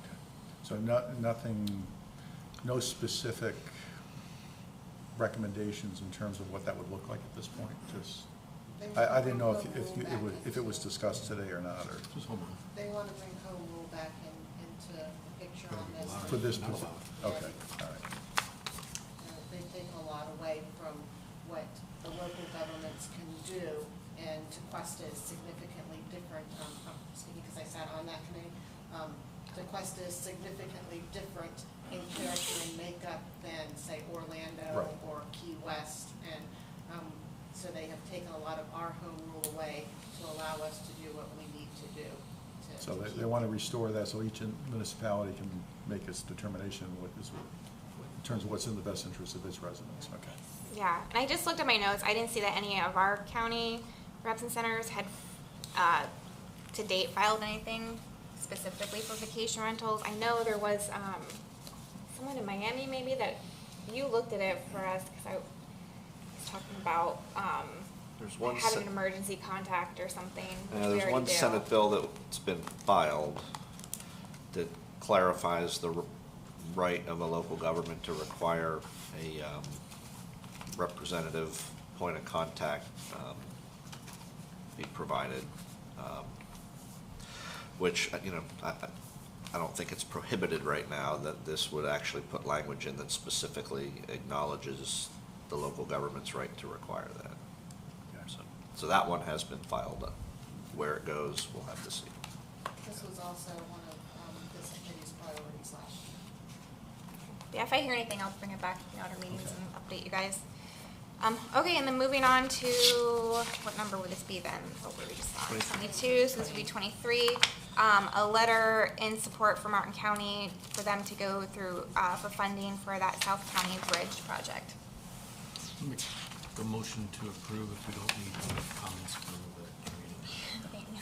And, Any public comments? and do we have their support for funding for Tequesta Park? They did last time, Jeremy. Yeah, they wrote it last time. I mean, when we submit that, we can revisit, try to get a fresh date on it, but Yeah, they if we can support have us in them. the past. I would want updated letters for sure. Yeah, okay. Okay, Second the motion. all in favor? Aye. Okay, any other matters? Councilmember Brandon? So Mr. Bradford took my thunder. I was gonna just update you guys on the EAC. They've been working on a few things. They did start their task of landscaping the Cypress Railroad track area, and they are coming back next workshop with their quarterly update. So they will be presenting everything they've been working on, and so if you have any questions, have those questions ready for them, because they're gonna be coming to present to us and kind of have that quarterly conversation back and forth. So just be prepared next workshop. And we chose to do a workshop this time, January 30th. I think the last meeting, I threw it out there that they were coming back to council. They chose a workshop. I think it'd be more conducive to the conversation. Yeah. Or if you think of something you want them to work on, I've been told that's the appropriate time to ask them and bring it up so we can have that back and forth conversation. Okay, thank you. That's it. I had two quick items. Once we get through all the work we're doing with respect to design elements in the areas we've already designated, years ago, and I thought we had actually passed this, but Nilsa tells me that that did not happen. We had talked about incorporating some design elements into the single-family residences. So if you look at what's happening in the village, you've got some homes that are obviously 2 stories that are going up. Some have incorporated, some setbacks, some articulation. Others are going straight up. What? And they're exactly what we're saying we don't want in like, for example, the Beach Road area. But there's a couple homes I know in the country club that, they built to the maximum extent that they can, and they're straight up in their boxes. So I would like to suggest that we take a look at the residential code once again and look at design elements that we may want to incorporate into residential construction and building. The second thing I wanted to suggest is that we maybe ask staff, task staff with this, but if you go back to, I think it was 2015, and Keith, you can correct me on the date of this, The salary for council members, and nobody does this job for the money per se, but was $250, and it had gone, it was 20 years in the past since they had adjusted it. We looked at, we had staff go out and look at what other municipalities were paying their folks, and we also looked at the inflation component. And just to keep pace with inflation, even though we settled on $600 a month, if with inflation, it would have actually taken it closer to 700, but we at the council at that time settled on 6, and we said, well, we'll do 2% automatic increases, because you can't pass an increase and actually receive it until you go to the following term. So we did the 2%, thinking, okay, well, that's kind of where inflation was at the time. It would automatically happen. Obviously, in 2021, 2022, inflation has gone up at 14%. So the whole idea of this was not to enrich anybody, but it was just to kind of keep that salary at pace with the inflation. So obviously, we've had a very different environment the last couple of years. My thought was maybe we look at staff, ask staff to go back out, take another look, and not to change the 2% incremental increase, but maybe we do, depending on what staff comes back with and what the council's pleasure is, maybe we consider a one-time increase. It could be 2, 3, 4%, whatever they come back and recommend. But maybe just to, again, keep that compensation level on pace with inflation, and not let what happened years ago occur again, where it's dramatically eroded over a period of time. So that was my other thought. Okay, so 2 things I heard just to see if we want to discuss in the future. Vice Mayor, I feel like you brought that up again, or previously too, about looking at the residential zones. So is that something we want to look at, workshop in the future? I think there should be a lot of freedom on the residential side, so it's not something that I'm overly concerned about, but I don't mind talking about different things. Yeah, I'm not talking about limiting freedom, but I do think when you do, again, we don't want the straight rectangular boxes. We're saying we don't want that in, condominiums or whatever.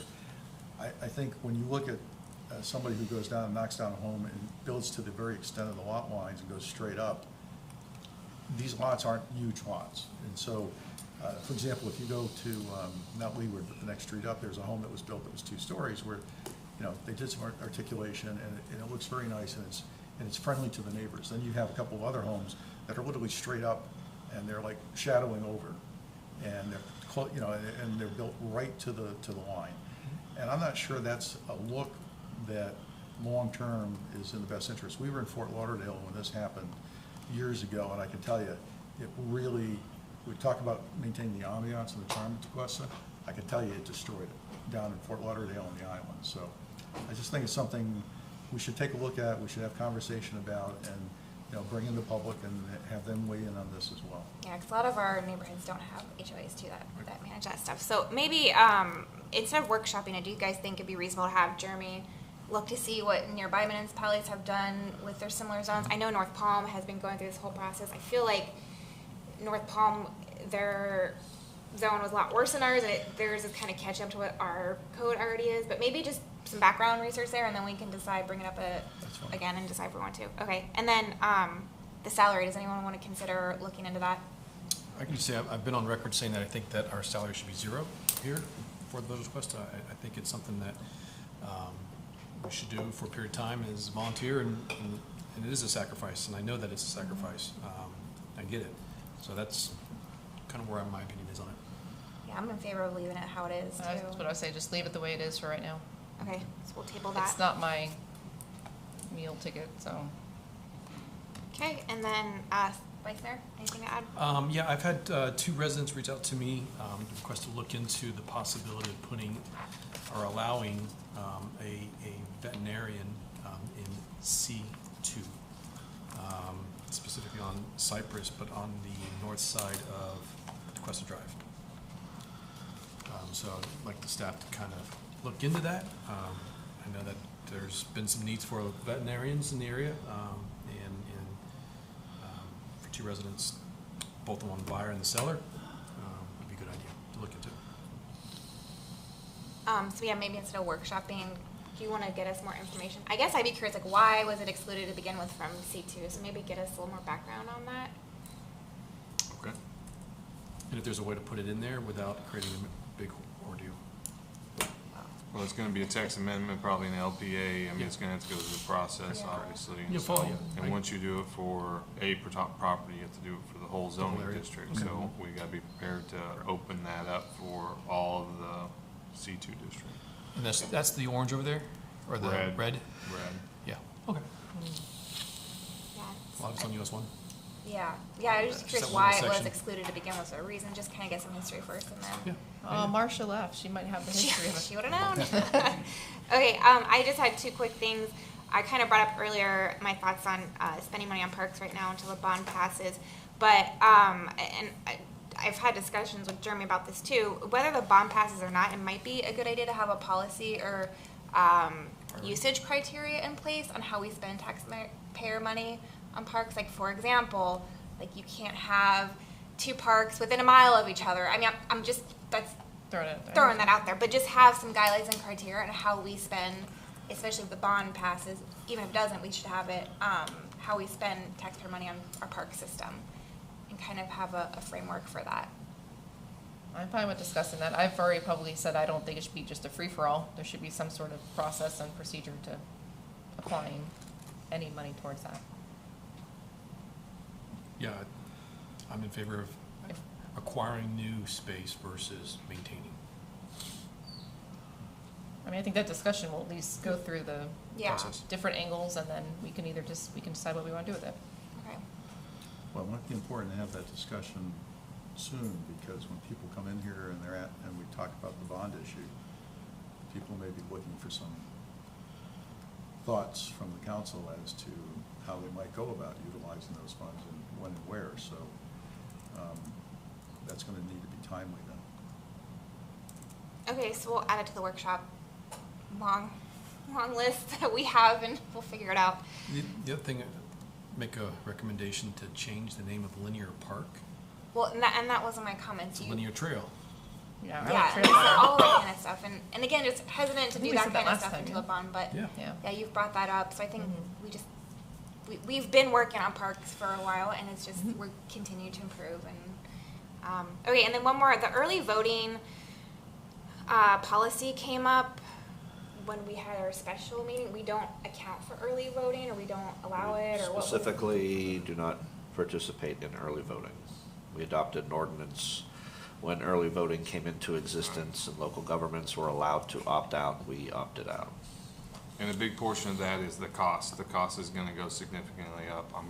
From what I'm told, that was the reason why we did not go that route, because of the significant cost. So just be mindful of that if we wanna look at it. I mean, I don't know how close we'll be able to get to a number, because I know that would probably be the next thing. Well, how much more, but it's gonna be significantly more. Okay. I'm not in favor of it. I would say that if we have concerns about, because this, obviously we're talking about the municipal election here, I would rather see us extend hours. I think that would be a less costly alternative. Sorry, That's a Laurie. really long day already. I know, but if you've got, if the It's issue not even- is. It's like, isn't it like 7 to 7? I don't think you can do that, because the ballots start getting counted at 7 p.m. Well, I'm just Like, saying, they if the get- issue is making sure there's an opportunity because people are working or whatever, I think that'd be a far less costly alternative just than doing early voting. Mail their ballot in. I think we've got a great process already. Okay, we'll leave it alone. And then I think we can just be active about posting about the vote by mail, the new requirement, which you have been already, Yeah, so. that's very important that you get that information out to your neighbors and friends and, Okay, Which part? Vote by mail. They re-register. yeah. Vote by mail ballots. Okay. every year you have to register now, right? That's the general election. Yeah. Okay, all right, that's all I have. Motion to adjourn? So, a motion to adjourn. Second. All in favor? Aye.